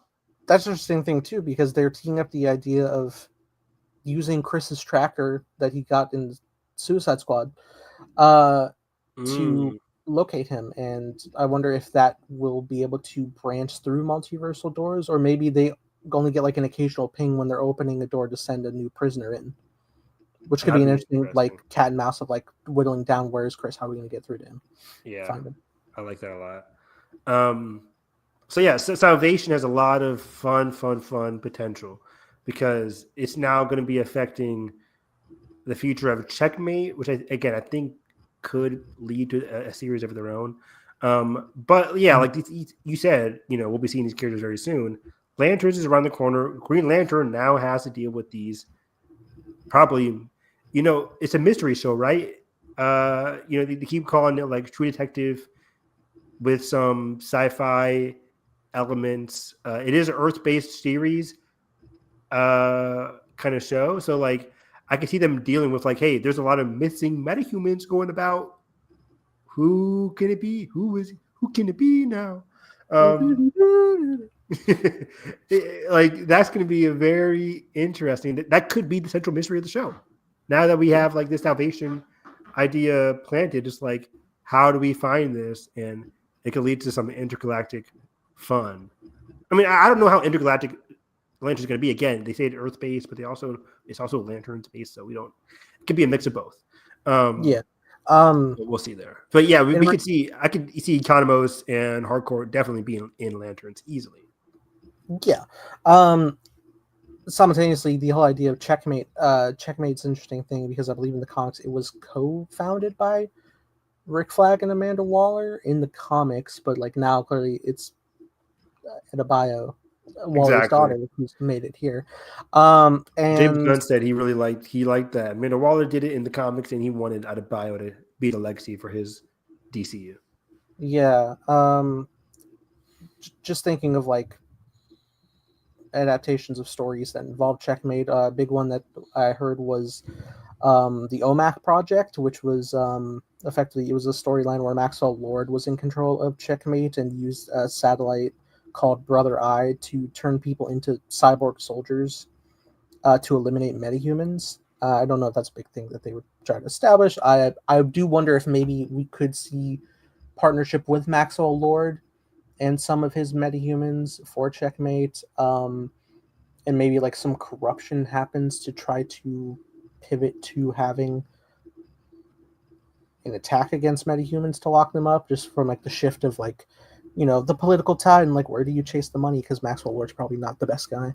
I think. Oh, sorry. Yeah. And if they are to do something like that, I think it could be like an interesting like arc to break away the Justice Gang's connection to a founder like Maxwell Lord into forming their own team that would eventually become the Justice League. Because I had mentioned like one stream before, I would like to see the pivot of the founder of the Justice League to be Bruce Wayne, for just the comfortable independent function of the Justice League. He would definitely be the most mature member of that group, including Superman. I mean, because Clark is not the most. He's that leader. He's an inspiring character in Superman 2025, but he's not like leadership material yet at all. But Bruce is always going to be the GOAT for that kind of reason. Even in Justice League Unlimited, like it's Bruce is the guy. But yeah, he's him. Yeah, I would have liked that a lot. I was thinking naturally because there's a clip going around that like James Gunn said there might be some consequences to Hawkgirl killing an international leader in cold blood, and that could be a thing where Maxwell Lord, one of your people, Hawkgirl, killed an international leader. We now have salvation. We have, a process that can handle what happened to Hawkgirl. Maybe Hawkgirl gets somebody attempts to throw Hawkgirl into salvation because of what she did in Superman. And that could be a through line as well. And then that can also create the cracks between Maxwell Lord and the Justice Gang. Because what if Maxwell Lord is doesn't stick up for Hawkgirl, but everybody else does? And then that creates the crack. But I think we're on the same page that Maxwell Lord, we didn't see much of him at all besides Peacemaker and Superman. But I think it'll be important to address that. He's also, just because he's sponsoring the Justice Gang doesn't make him the most qualified to lead them in any capacity. So that'll be very important to know as well. But do you have anything else in your notes here about? Not too much. I do want to know what our percentage guesses were for predictions. Oh, we had 100% on Lex and Flag. Lex was not here. That was didn't come back. 5% on Superman. Nathan had 20%. That didn't happen. Well, I aimed below. We had 50% on Brainiac teases. Nothing teased, but again, Salvation is like you said, Salvation has connections to Brainiac? No, my idea is that maybe Salvation is effectively Salvation would be our bottling of Clark and Lex, who are the brain in the brawn. We need to beat Brainiac, and while they're sealed away in salvation, the greater our world's crumbling under Brainiac's control, and we need to get them back. Find a way to get them back. And we don't know why. Yeah. Kyle Chandler. That'd be really fun. Yeah, because the Earth's heroes could be Supergirl and Green Lantern, and like Supergirl and Jon Stewart and Lois and them coming together minus Superman and Lex. That'd be really, really fun. That would honestly be like a great parallel, because we talked about the whole idea of like the city Kandor being a piece of Krypton and its membranes. That would be a great like divide between Clark and Kara, in the sense of like, hey, here's a piece of your world back that you care so much for that you lost, Kara. Whereas like Clark has that independence now from the connection to Krypton because he's more focused with his parents and how he viewed his parents' message. Granted, you can find a bridge in the middle. Exactly. But I think that's also like a great, like, especially if they do end up being divided and Brainiac is potentially trying to sway Kara in a sense. And I don't know how much Supergirl Woman of Tomorrow is going to be with Kara in Metropolis. It feels like more of a Guardians of the Galaxy space kind of movie. And Man of Tomorrow, we could see Supergirl actually save some members of Metropolis, like her actually be a hero for the city. While Clark is gone. That'd be very fun. Which I totally forgot. She's a member of the Justice Gang, technically. Exactly. Intro. So it's all very open to interesting things. What a percentage? So Supergirl, we had 30%. That didn't happen. Oh my god. 60% Daily Planet. None of them appeared. That was pretty shocking. Not even a newspaper. Keith coming back. Keith is Chris's brother. He never came back. So we had that 100%. God, we got nothing. 100% Alien Neighbor. Did we see him? He didn't show up. I don't think so. I think maybe just the intro. I think was he not like when they were passing through like the corridors? I think one of them waved like what? Maybe I think it was just like a wave and it was like a hi and bye kind of thing. James revealed his backstory, by the way. Did you see that? It was just like nothing, right? He's a janitor from his world. He's just disposing of these toxic rats. Like it's literally he has no story. That's hilarious. It might be funny to like pop in on him again, but there's no background. I love that. Great moment with Flurry and Chris. They don't really interact, so that didn't end up happening.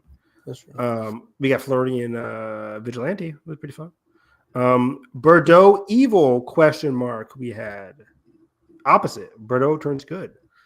Why did we have that as a prediction? I feel like we were there the whole season.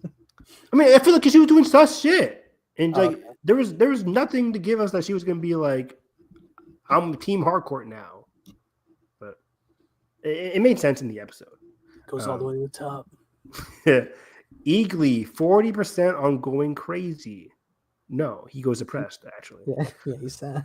There was James did mention like a really nice thing that he specifically put in the moment of Eagly giving a side hug to Economos when he was clipping his nails and like showcasing their connection, to have the reassurance that even though Chris is lost, Eagly has a home somewhere with Economos. So that's nice. I like that a lot. What else? We had 5% on a Lantern appearance. 0. Yeah. We had crazy imps. We said that? We said that? Well, what was the percentage? We did say that. I didn't have this might be the 15% one. I have crazy imps and under it I have 15%. I think that was supposed to be the same line. Okay. How do we get on crazy imps? We're on the board, Evan. That's crazy. Yeah, we're on the board. Okay. This is how you're going to be in the Star Wars Jeopardy. It's not happening. You told me that 20 months ago. What if I pivot to Who Wants to Be a Millionaire, but Star Wars? I would like that because I could call a lifeline. I think I might, because that would just be easier to program a board on the stream. Yeah. I had fun doing Jeopardy in my 6th grade social studies class. The kids really liked it. Right on. Anyways, that's it for Peacemaker. Again, I thought it was a solid finale. Doesn't hold a candle, I think, for the season 1 finale. I think season 1 as a whole was more complete. I think because James Gunn was working like in his own little bubble. But season 2 had some great character work. Really strong character work. the idea was, yeah, I loved all the character work from all these projects. But the question was kind of brought up the idea of like, do we feel James might be spreading himself a little thin in creativity with Let's talk so about many that projects? because people online are like, "Whoo, 2026, no James Gunn this year." I'm like, "Are we already doing this, guys? Are we already doing I this? am I am Come not I on!" am not of that camp whatsoever. I will watch anything James makes. I know you're not. Yeah. I am interested to see a DC project from a different voice for sure. But yeah, I do wonder if like because it was very clear he was writing Superman and this at the same time, Yes. and developing all this stuff, and like they're even shooting some stuff. Like they shot the Pentagon scene in this finale the same time they were shooting Superman because they had the set built. So things like that were in tandem working. And then also to be writing every episode of Creature Commandos and interlocking all that, which again makes me wonder, like, what is the through line for Rick Flag, James, that you've written every piece of? Wait, Rick Flag being like this glue is wild to me. Basic ass old white guy. Like I'm shocked. But here we are. And Peacemaker is in And Peacemaker is the glue. Yeah, good point. which is why he's in Man of Tomorrow as a support. Is he gonna be on the poster of Man tomorrow? Is he Peacemaker's bitch ass in there? He ain't gonna be like that. He has very serious poses. Is he poster material for Man tomorrow? Oh man, just and not even in uniform. It's the Foxy Shazam shirt. I would love that. I would love that so much. Awesome. But yeah, man, I do really like James's eye for like the creative arcs of all these characters. Even, and honestly, I think he is genuinely balancing these tee-ups of like building out the universe really well. It doesn't feel like a big grandiose like, all right, now come back for the next large event type to be. It just feels like, okay, here's a natural thing laid into the universe. Now it's established. We could go into another property, use that for our greater story. I agree with you, man. I think, and I'm glad you brought this up because I think 2025 is, right October, and I think this was the first full year of the DCU, and I think James did a good job, like you just said, like sowing the seeds, making it feel natural. It does feel kind of rushed here at the end of Peacemaker with certain storylines. You can tell he really wanted to get the Salvation thing off the ground. But I think it's the very last scene. Yeah, and I think for the most part, it kind of works. Well, and I'm excited to see what James Gunn does as a producer for Clayface and Supergirl and Lanterns next year. I'm all extremely excited for all three of those different projects. And I think Superman for this year, still a top 10 movie of the year for me. Granted, I haven't organized my top 10 movies since August, so I've seen a lot of movies since August. So, but I think Superman's better than a lot of movies I've seen in August, September, and October. So we'll see there. But I'm very pleased. I think this is I'll give this first year of the DCU an A. Even though I didn't love Peacemaker, I think Peacemaker overall, I think season 2, I would say 7.5 out of 10. I think for me. Nice. Superman is a strong 9.5 out of 10. I love that movie. And Creature Commando was like a solid 8. But that was last year into this year. So strong stuff. If I'm to sling out some ratings for these, sling them out. Sling them out. I think Creature Commandos I think is a good 7.5 to 8 for sure. Superman I think I would give full blown 10 for me because that's who I am. And honestly, I would give this season of Peacemaker a 9 just from character work alone, especially like this episode. Like I love seeing characters develop, but like especially seeing characters develop through music is always so fun for me. It is a part of my writing as well. So like that hit. It's just Rick made me stumble a little. You said so. Yeah, you said in Time Placer we go to a Linkin Park concert. So you put that in the script, right? I did. Scoop exclusive, director's cut maybe because copyright, but like that isn't intent. There's even like fucking like those little like sticky notes you'll see in the show. It'll be like fucking Linkin Park, fucking at 7 p.m. shit like that. That's amazing. Spray paint on the wall. I love that. Okay, but yeah, this was a great solid finale. We have a lot of Marvel to dive into, a lot, but I think we can chuck through this. About I have time today, so let's. Are you off for Columbus Day? Not at all. My kids asked me about that. They were. I got like 2 or 3 emails on Friday asking, "Hey, Mr. Harris, do we have school on Monday?" Yes, you better log in and do your work. Damn, my nephew's off for 2 days for some reason. 2 days for a son of a bitch who didn't discover jack shit. I legit was like, why is he off for 2 days? And my sister was like, Columbus Day, and I was like, for 2 days? I think it's like teacher planning or some shit. That's crazy. That's funny. So yeah, let's break this down. Marvel had their panel yesterday, October 11th, going over all things TV, animation. Before we actually dive into New York Comic Con, excuse me, do you want to go over Spider-Man rumors before we dive into New York Comic Con real quick? There's not much, but they were filming on Friday. They were finishing up filming the Basingstoke set for Spider-Man Brand New Day. Yeah, the bridge sequences, the prison break. Do you have notes on that? No, I just have images. Okay. Yeah, I saw Michael Mando's on set for Scorpion. He's wearing the same white prison outfit he wore in Homecoming. Yeah, so probably the same prison.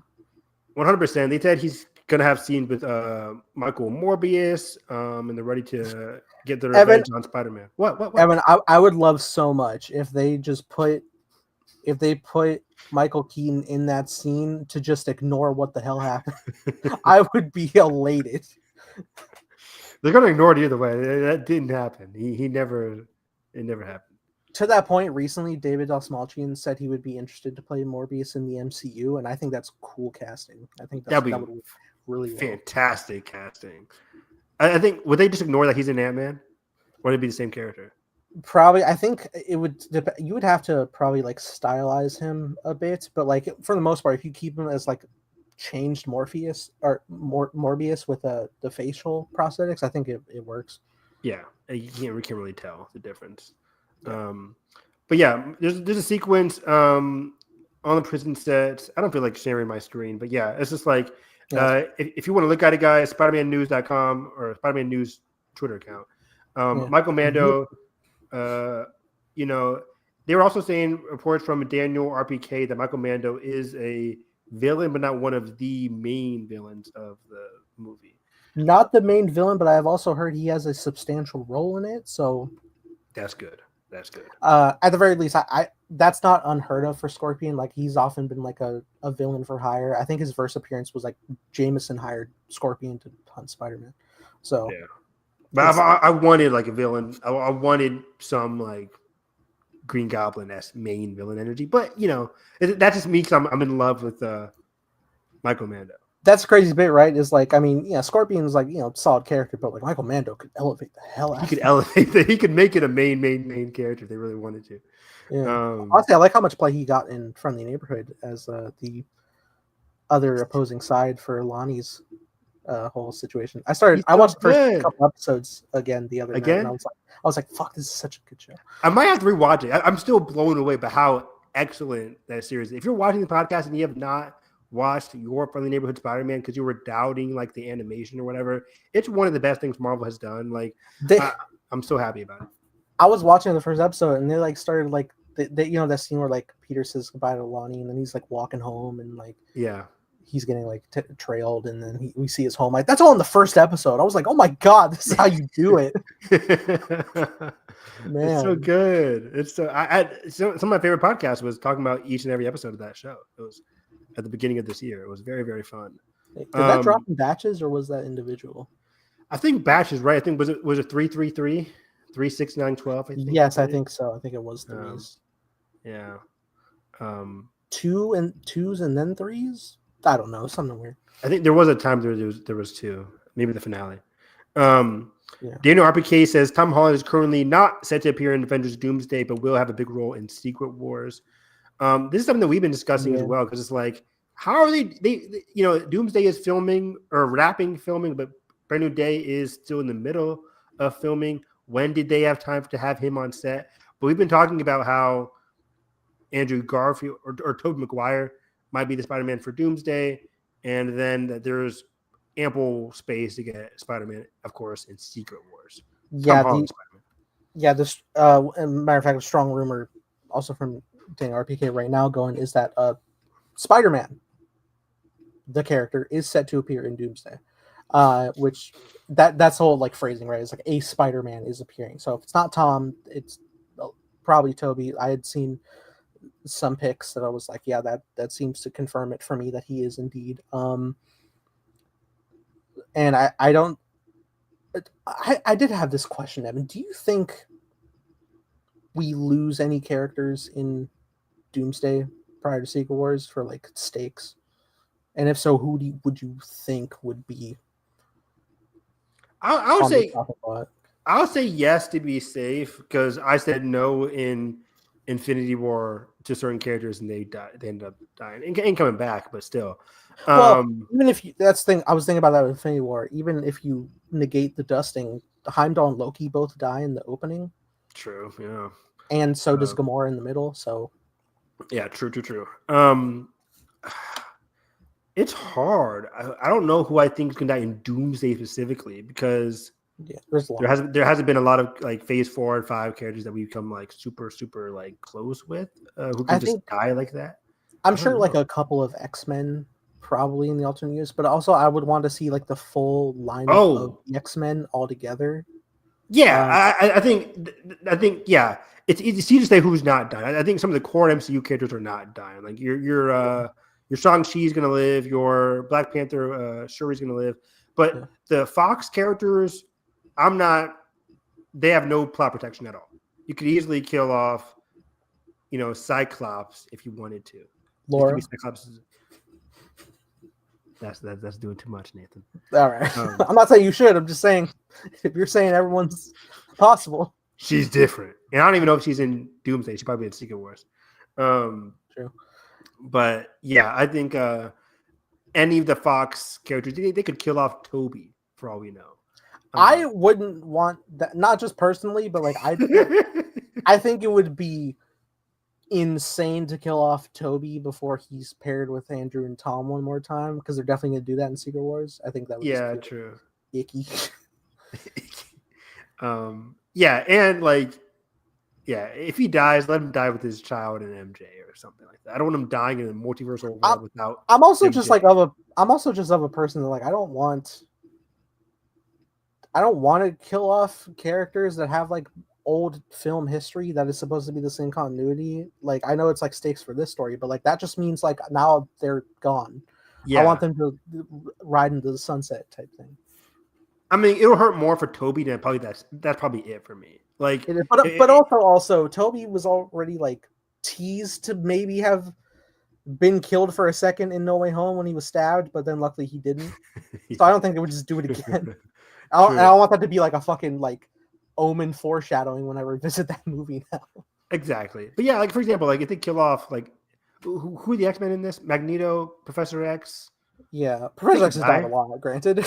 Yeah. They can die. I don't really care about those characters anymore. Like, I feel like those two would be the ones that you could. And they're like 90 years old, so they are. So I could see that, and at the same time, like I want to see a full roster of the X-Men assembled in Secret Wars, like the full like everybody we have in the 97 guys. I want like you want to see them just standing together so you can point at the screen.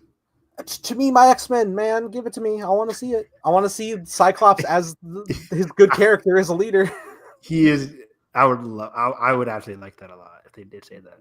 Yeah. To me, that is so cheesy, but it'll work in live action. It'll work. I would like that. Also, like not to like I love Ian McKellen and Patrick Stewart, but at the same time, like I would love to see McAvoy and Fassbender so bad. They're not going to do it, but that would be peak. I don't know why they wouldn't, really, because that is like that has been a stat. They have 4 whole movies. That's a slam dunk. Fassbender had more than McKellen, technically, maybe. Did he? God damn.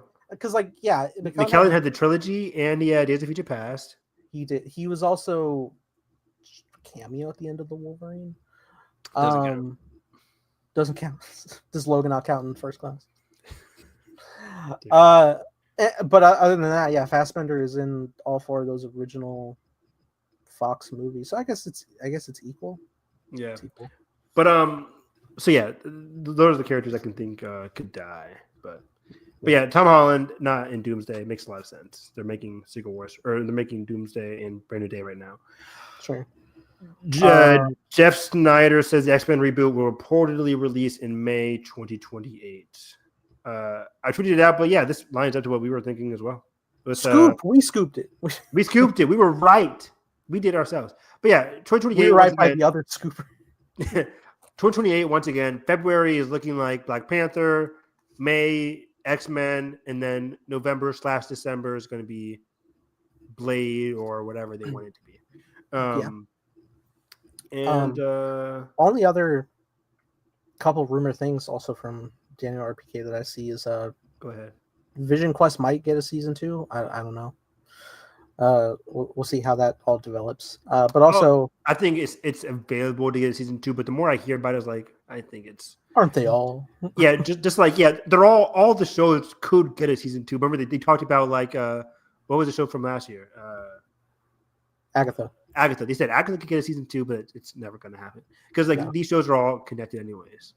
But and then I also hear it reports the idea of Vision Quest is the conclusion of a trilogy for these shows. So it's I see that as, and we're about to reset. So exactly, going from WandaVision to Agatha to Vision Quest, and that'll be it. If for nothing else, if we do get continuations of characters that have previous shows, I could see them just starting with a new titled show, season 1. They still have the history behind them, but we would just be a new viewer post reset of the universe could hop in fresh on this.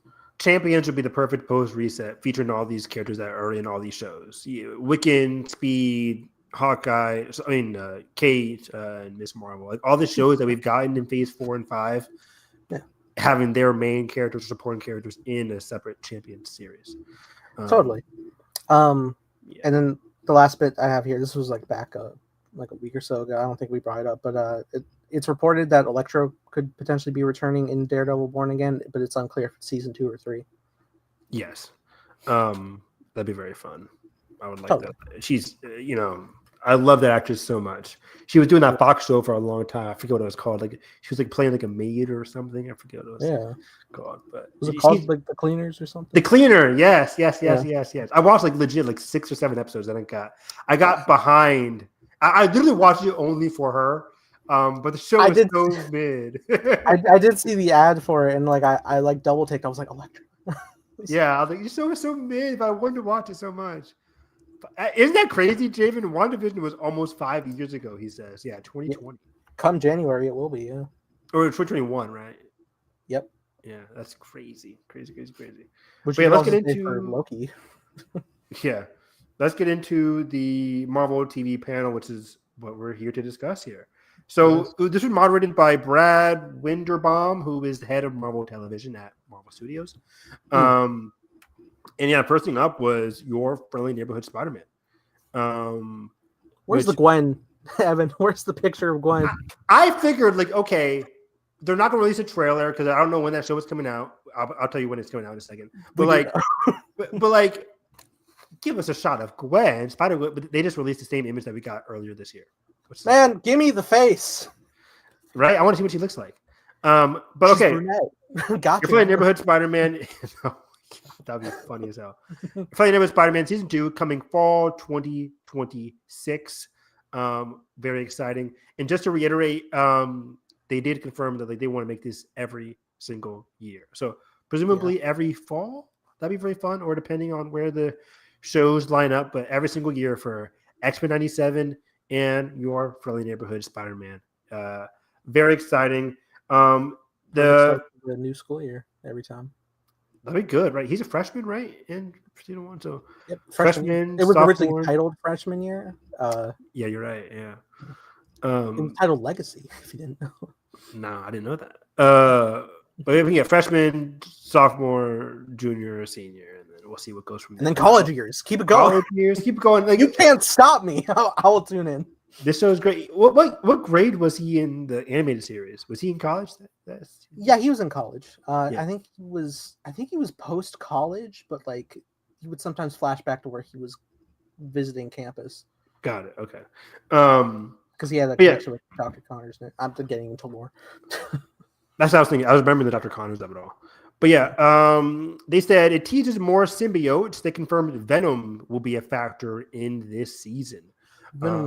I hope to see Eddie then. Not with the devil. But they did. Yeah, people online were like, watch Marvel not do Eddie because Marvel has a thing against Eddie. It seems like. Well, this is the funny thing is like I'm seeing them use side characters that are not in the movies. Like they can use Harry, but they're not using MJ. They're using what's her name from Runaways? Oh, yeah, the black-haired character. I forget her name. Yeah. Yeah. His best friend. Yeah. But and then like on the flip side, it's crazy that like you can have Harry Osborn, but you don't have a Mary Jane. But we can use a Gwen because we haven't used Gwen in the movies. Maybe they're just saving up for. They're just doing it like it is in the comics. I guess they'll just save up to like you just. They certainly could be. That is true. That is very true. Yeah. They did that in Spectacular Spider-Man. That's just how you do it. Yeah, I mean they're both using Scorpion right now, so it's and Tombstone. It's all available. So they said the return of Daredevil. He'll be wearing his red suit in season 2 this time, not his black suit from season 1. Cool. Gwen Stacy was seen robbing Oscorp as Spider-Gwen. She's robbing Oscorp. As Spider-Gwen. She's already as Spider-Gwen. Yes. Okay, so that negates my theory back when we got the reveal. I was like thinking, oh, maybe she gets recruited as Peter's replacement if he breaks away from Oscorp, and then they go for Gwen. Oh, but she might still get recruited. That still could be the case. Yeah, she's not an industry plan, is what I'm saying. But yeah, they said they saw Gwen Stacy, the return of Daredevil. How they said it's regular Gwen Stacy, Gwen Spider. It is Spider Gwen. There is we already got a suit of Spider Gwen with the Your Friendly Neighborhood Spider-Man animation. Draven, I did have your interpretation because I'm a huge Spider-Gwen fan, but even I'm like, oh, we're doing it that early. Like it feels very, very early to have Gwen and Spider-Gwen. I figured they just have Gwen or one or the other. But like, we'll see how it works out. I have faith in the writers here. Do you think Gwen existed in the Insomniac Spider-Man? I was revisiting the story of Spider-Man 2, and I was like, man, there's so sprawling of like the history that Peter's lived through, and he's only 25. It's insane. Yeah, but they're gonna have Cindy in Spider-Man 3, so maybe they have Cindy in a future season of this. That'd be fun. That's very exciting. That's a whole. God, Evan, imagine the gameplay of Silk, man. That'd be so cool. With the finger webs. Oh, cool. I would love it. So that was pretty much it for your friendly neighborhood Spider-Man. Up next was X-Men 97 season 2. They off the bat they confirmed season 3 is a go. They're already at the animation stages for that, or animatics they called it, right? Yes. And I know them well. The trailer for season 2, Disney Insider says it moves a mile a minute, but is this the one? Oh no, was this the trailer that got leaked? Yeah, the one you I showed sent me. Yeah. But it just looks. It continues off what we got with season 2, and it's very fascinating because season 2 ends with all our characters in disparate timelines. We see the past, the present, and the future. In the future, we have Jean and Scott, and I forget who are in the present and the past. But like, I think Magneto and Rogue are in the past. Magneto, Rogue, I think Beast and Wolverine as well are all in the past. Yes. And some people get stuck in the present, the remainders. And within each timeline, past, present, future, they're all fighting Apocalypse in the past, Apocalypse in the present, and Apocalypse in the future, which is nuts. How does this all affect each other if we could just stop the past one? Good point. Unless How they're does it like work? converging like outside time. I don't. It's crazy. It Time looks is crazy. crazy. But it looks very interesting. X-Men have to fight Apocalypse in both past, present, and future. The Horsemen are back, including Archangel. Yeah. There's new costumes for everybody. It's funny to think back with like the last shot of 97. In the past, they meet in Sabanor, and he seems like he's going to help us out. So I wonder if like he reaches a level of descent throughout his journey. If we have to like stop him from getting to that point, that'd be cool. Maybe, yeah. But we see some scenes in the future with Gene and Scott with their grown-up son. There's some romance there as well. Not you know what I mean, between Gene and Scott. Yes.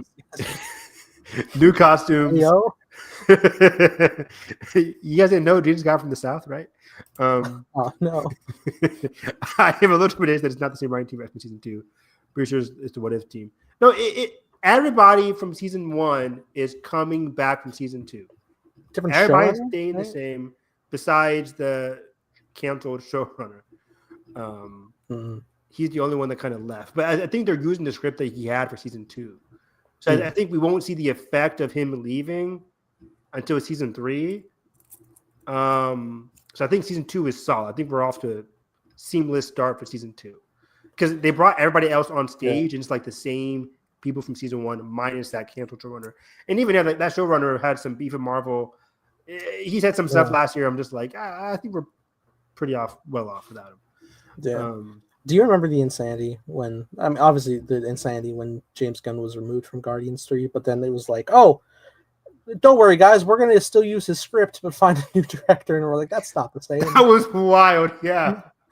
And that's just weird because at first it was like we're writing a whole new script, and I was like, that's fucked. That's fucked. For this arc. And then it was like, oh no, okay, we'll use his script, but still a different. Dude, like they could get Sam Raimi to do James Gunn's script. I'm just like, no. No one was saying that yet. No one was saying that. Yeah, people were firing off directors like crazy. Yeah. People didn't want it, but like people were theorizing. Season 3 is about Captain Carter. Stop it. Good. No, but Cap's in season 1. We're in the 90s. That's crazy. That's the crazy bit. Captain Carter. That's the crazy bit of the fact, like it is the entire Marvel universe realized, but it's in the 90s. Yeah. Wolverine's quoted in the trailer saying like, "We got to get back to the 90s," which is pretty fun. Bishop looks at the camera and says, "That's really cool." So yeah, it's like the classic. I say classic, but it's like if what we come to love from X-Men 97 season 1 from last year. It just looks sprawling. Animation looks great, so I can't wait. It looks really, really strong. That is now confirmed to come out spring. Really? No, summer. This is summer, right? Yes, summer and yearly is the idea. Summer and yearly. So yeah, spring we're getting Daredevil Born Again season 2. Summer is X-Men 97. Fall is Vision Quest and Your Friendly Neighborhood Spider-Man season 2. And in January, we get Wonder Woman. January, we get Wonder Man now, which was delayed from December 2025 into January 19th, 2026. How am I to live the rest of the year without Marvel, Evan? Whatever will we do? I've already caught up on the universe now that I've seen the show. Next up, we have Daredevil Born Again Season 2. Recently shared by Kristen Ritter's Twitter or Instagram account. Which was hilarious. We see Jessica Jones. We see kissing between Fisk and Karen. I'm kidding. That was disturbing. I know. Okay, I'll die. I will fucking have an aneurysm. Shout out Vincent D'Onofrio, handsome man. There's somebody who saw the teaser and did a longer description, so I'm gonna read it to you. It's a long one. Matt and Karen living together, laughing, dancing, almost kissing, until I thought they did kiss. That was the report I read. That's what I heard too. And then he says Matt hears something really loud, which disrupts it. Karen is helping Matt train. Dex has a milkshake at a diner, winks at someone off screen. Someone impersonating Fisk ? Doing home videos. That's weird. I wonder what that's up. What? This is somebody who's at the event, so unconfirmed shit, guys. Fisk boxing. Cool. There's a shot of Vanessa. Fisk talking with Michael Gandolfini's character, who I really liked in season 1. Yeah. Gandolfini's character and the British guy looking in a trunk. What else? Matt looking sad in a church. Matt. If I had a nickel, I could fund season 5. Matt sleeping in a pew or hungover, they say. If I had a nickel. Agreed. Jessica comes in and makes fun of him. If I had a nickel. Yes. I can't wait to see them together. Jessica, I saw somebody say that Jessica was hitting Matt. Some say Jessica was hitting other people. Either way. Some say Jessica was hitting on Matt. No one said that. There'll be no nickels. Yeah, I'm in debt. Jessica hitting people with stuff. Daredevil fighting at Josie's. Black suit. I heard Jessica hits Matt with a door. I would believe it. He said Drew's. Daredevil is back in the black suit. There's a tiny shot of Matthew Lillard's character. Yeah, there's shots of people rioting against Fisk. Probably because of that 8 p.m. curfew. That's fucking crazy. God, the Fantastic Four. Foggy flashback, probably with them working at N and M. They say that because he has longer hair. Okay. And then there's Karen walking with Matt in the black suit. And that's it from this trailer description person. I got so thrown off from there's an official image now of Matt's new suit. It's a as we saw on set, it's a black suit where the double D's are on it, where it's stenciled, so it's just the red underneath as it was spray painted. But then the image they released, it's under intense red lighting, and I paused for a second. I was like, did they make a red suit for Daredevil again with the D's? It's not. It's just the lighting. I think we'll get to that red suit eventually, right? Yeah, in next season for sure. It'll be bam, here's the brand. Like the official red suit with the D's. Yeah. That will be his Secret Wars suit. Probably. He's out. So the person who went to the panel, he also said the visuals look really good. Matt and Karen were living underground or in the run in a warehouse. Potential new logo. Yeah. They said Heather makes an appearance. Who is Heather again? Matt's now ex-girlfriend who's working with his therapist lady. Yeah. Wasted. She was wasted, dog. I believe in the writers making it right. Hopefully. Oh yeah. So at the end of season 1, what happened with her? Right? Is she working for Fisk now or something like that? No. Yeah, I think she's vetting the mental health of the. Got it. I don't know if it's the department or of vigilante individuals. Probably just to be like, yep, they're insane. Get rid of them. Put them in the pocket dimension. Yeah. Okay. Anyways, okay, that was it for Daredevil Born Again season 2. I think after this was Vision Quest, right? Yeah. Let's see here. Oh, they go to Wonder Man first. Wonder Man the first officially January 27th, not the 19th. What's January 19th? Oh, that's Game of Thrones. January 27th is Wonder Man. Hits Disney Plus. Hey. Trailer's now officially out for those that have not watched it. I would recommend watching it. Pretty fun. Yeah. Quick shout out to the idea of returning defenders in the realm of Daredevil with Jessica Jones. Mike Coulter and Finn Jones were both mentioned by Charlie Cox when he was on stage. But also there was a recent image. I guess this was end of September, but Mike Coulter and actor for Foggy were together at a convention, granted, but it was generating very big excitement. Obviously, everybody wants to see Mike Coulter back. He was so good as Luke Cage. I think he's done filming Evil, so he can definitely come on board. Yeah, I would love to see season 3 Mike Coulter. Each season, just get a new Defender member. Yeah, until you build up to the Defender through Matt. And then instead of Finn Jones, just have Jessica Henwick. Like, where's Finn Jones at? Daredevil, Defender again. But yeah, I think you said you wouldn't mind Finn Jones coming back, right? Yeah, because he genuinely like wants to like he commits to the role, and I think it was more so like I think like the rumor at the time was like he didn't want to put in the effort to the martial arts and whatnot, but I think it was more so the studio just didn't want him to like they didn't want to waste funds on that funding, so he did his best, and I think it got better in season 2. But like he actually wants to fully develop the character as it should be. So I think that'll be fun. But yeah, Wonder Man. For not much to say, I would recommend people just watch the trailer. For me, it's a very light really trailer on plot, which is cool. Very light. It's just like him gearing up to get into. It's a very meta show. It's like one of those 4D fourth wall kind of shows, kind of like the beginning of WandaVision. Yeah. There is superhero fatigue settling in? Yeah, right. Which is such a late question to ask in a meta sense, but yeah, this acclaimed director wants to do a reboot or like a reimagining of the classic Wonder Man movie. Feels very George Lucas, Flash Gordon. Yeah, so like Wonder Man was an actual hero. There was a movie about him in the 80s, and now they want to make a movie about him in the present, featuring Yaya. And somehow Yaya ends up becoming Wonder Man through this. But it's one of those very famous like Hollywood type of stories, which is very fun. It looks really cool. There was no sense of like powers or anything like that, but it reminded me of like Marvel's take on like Entourage, or if you want to go like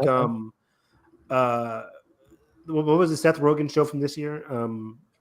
The Studio, kind of like that was like big time studio meta commentary on like movie production, stuff like that. I noticed the director in the show is the same actor from Superman, the guy who ran Bravia. Oh, okay. Yeah, it's the guy who died. And Evan, I've seen 500 comments in a row in every comment section just saying like, man, Hawkgirl dropped him so hard he ended up in the MCU. It's so played out. Like everybody said it. My God. I didn't see that at all. That's funny as hell. It is funny. But I'm like, why the fuck is everyone saying? Good old Twitter. Yeah. So I said it looks really fun. Ben Kingsley character was there. He's like a major character. Anyways, last one up is Vision Quest, and Paul Bettany was here. Hey, I met him. They showed a trailer and it took the whole house down, they said.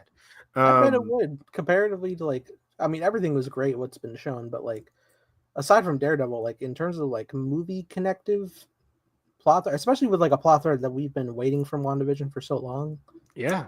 Very exciting, especially from what I've heard. We've been talking about it, and we've been talking about it, and it looks very. I can't wait to see what the vision of that is, because we've been talking about like in the human versions of these AI kind of characters, and so it's really cool to put that there. So yeah, the trailer shows Vision living in a simulation in his head. We see Jarvis back. Human version of Jarvis. Human version who will be played by the actor from Endgame and Agent Carter series who played the actual Butler Jarvis. Yeah, he was an Agent Carter and he was Agent of S.H.I.E.L.D. the final season as well. Right on. Ultron pops up and asks him about finding Wanda. We'll get into the quote that's been circulating. That was pretty baller. Because they also confirmed James Spader is back in the role. Yeah, James Spader's back in his human form, which is chef's kiss. Oh, he's gonna be. Oh my God, he's already like so, like that's such a great voice he has. Yeah, and just watch Blacklist, and that's what you'll get for Ultron. But yeah, it ends with Vision finding out his son is still alive.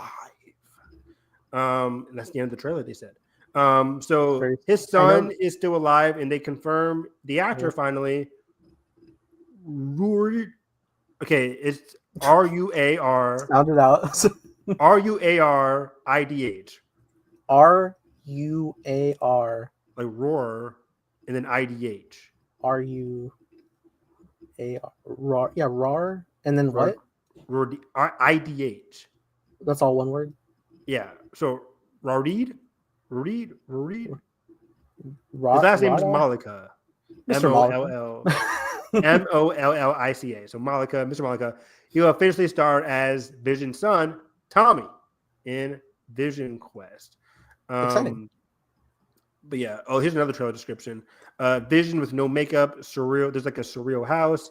There's Stark Industries, Jarvis from Agent Carter, Friday as a person, that was a rumor for a long time. Will it Friday be Carrie Condon? I hope so. That would be great. Edith crashes through the skylight, probably also as a person. All inside Vision's head. I also heard Dummy as well.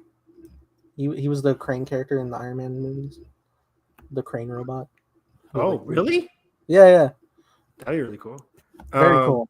I love all this. I love that you got all these polls from like these Stark children, effectively. But I was also like, damn, I wish Karen was here from Spider-Man Suit and Homecoming, because that would have been Jennifer Connelly, who is his wife. I would love that. But yeah, here's an Ultron quote. It's like, "You're a ghost haunting your footsteps." Like, they can't keep getting away with this ball writing for WandaVision. Especially for Vision himself, because like he fucking said, "What is grief?" Yeah, in the last one. You're a ghost haunting your footsteps from Ultron. I can't wait to hear Spader say that line. And then Vision says, "I had a family," and then cut to the other twin son.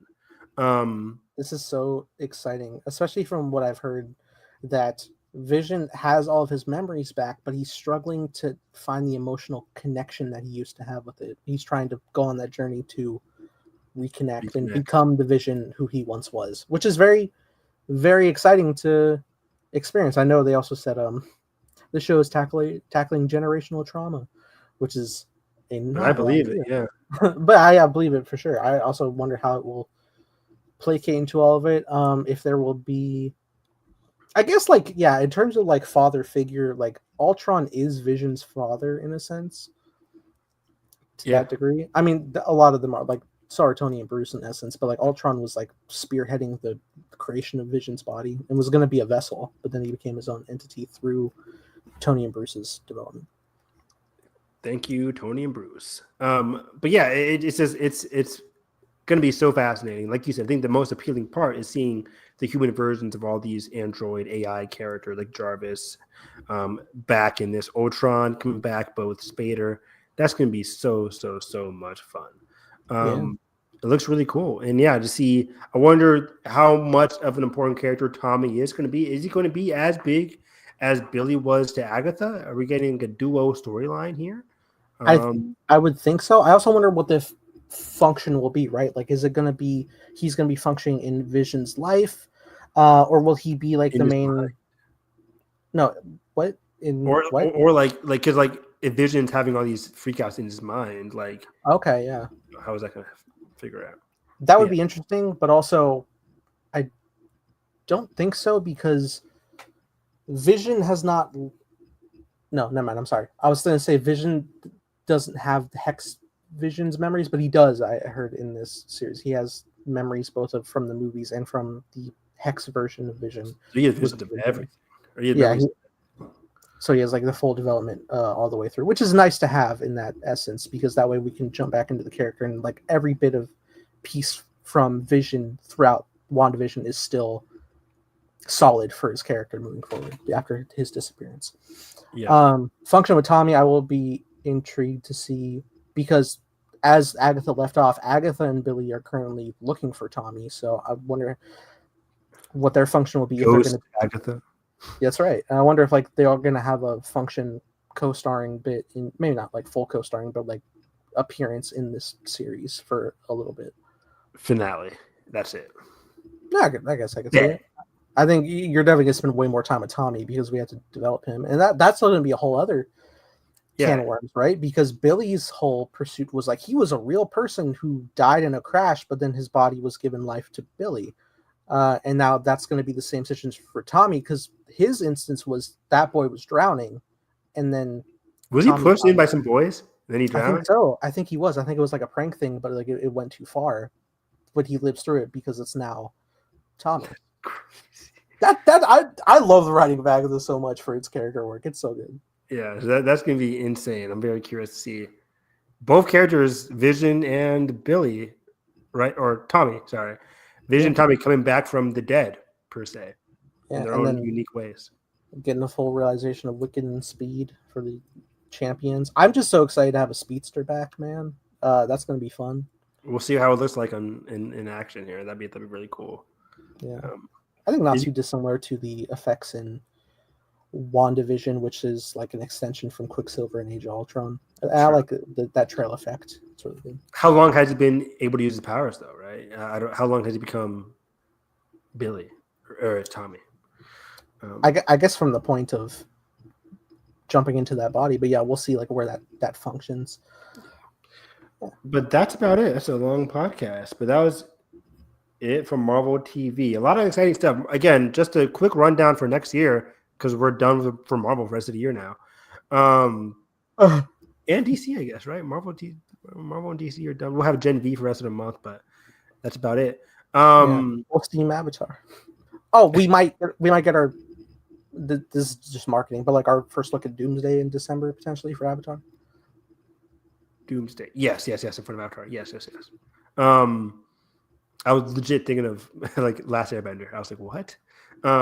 That's right. Anyways, so beginning of the year, Wonder Man in January, Daredevil in spring. Summer we have X-Men 97 and Brand New Day coming out in July. X-Men 97 is probably going to come out June, I think. June and July. They could push it to August. And then fall we are getting Vision Quest, and I have to assume Vision Quest fall means like September, October. Because December is probably going to be Percy Jackson. They don't want to interfere with that. Sure. And then, fall, we're also getting Your Friendly Neighborhood Spider-Man Season 2. They didn't confirm when we'll get the Punisher special. That's the only thing they didn't confirm. But we have to assume that's post-Daredevil Season 2, pre-Spider-Man. Right? Yes, because we reported previously the idea is that the Punisher special is going to lead into what Frank's like personal state is, and his mission is headed into Brand New Day. So I have to assume March Daredevil. We'll get 12 episodes there. Probably going to end in May. Get your Punisher special in June, and then or July, and then Spider-Man in July 31st. It's probably June. That's it. Probably June. But it's a stacked year from Marvel. We'll see how that goes. DC's also looking very fun and stacked with Clayface, Supergirl, and Lanterns. It's going to be stacked beginning of the year. It's going to be insane. It's going to be very fun and isn't Lanterns January? They haven't confirmed it. They just said beginning of the year. I would assume February, March. I can't let it be January. January is too much anime, too much movies, too much TV. It is. Jay and I were talking about it's going to be sick next year. It's insane. My issue. There's like 15 anime coming out in January. It's sick. I wonder when we get our trailer for Lanterns. People thought it would be this week, but they didn't really advertise it after Peacemaker. Probably, obviously, by the end of the year, we'll get a Lanterns thing. Yeah. But find me on Twitter, Harris EV9 at New York Comic Con. They also unveiled a clip of Strange New Worlds, Star Trek Season 4. They filmed Season 3 and 4 back to back, so I'm excited to see that. Season 3 was a phenomenal show. I loved it this year. Find me on Twitter, Harris EV9, talking all things. No more Big Brother, but I'll be talking Survivor, Amazing Race, anime. I talk all the shit. Movies. I just finished watching Tron 1982 and Tron Legacy to prep for Tron Ares. Both of them were okay. Tron Legacy, I was maybe because I watched it like at 3 a.m. I was like falling asleep a little bit, but I locked in. I got some lemonade. I locked in, and it's a good movie. I don't know. I don't know who we're calling it. Like, if this came out today, it would be called a masterpiece. No, it would not. No, this is not a masterpiece movie. It is so uncanny. The Jeff Bridges thing is still uncanny to me. I get it. It makes sense. It's supposed to be uncanny. But it's like, well, that's the funny thing, right? Is like it definitely works for like the digital version, but like the intro where it's supposed to be him for real, that's where it gets good. Apparently, apparently they also did the same thing. They did the de-aging of the character of Tron. He's in the digital world, but like it was all through that like aperture grid of a television screen when Yeah. they were doing the flashbacks. It's the older actor who gets the page. That's the actor of Tron in the original, Got it, yeah. who makes the program. But yeah, I found those pretty interesting. But yeah, the movie is still cool as hell. Like it is. Oh yeah, cool. very as cool. shit. That soundtrack is killer indeed. The Legacy. Like the Riddler / Tron character is so cool. So cool. Yeah, man.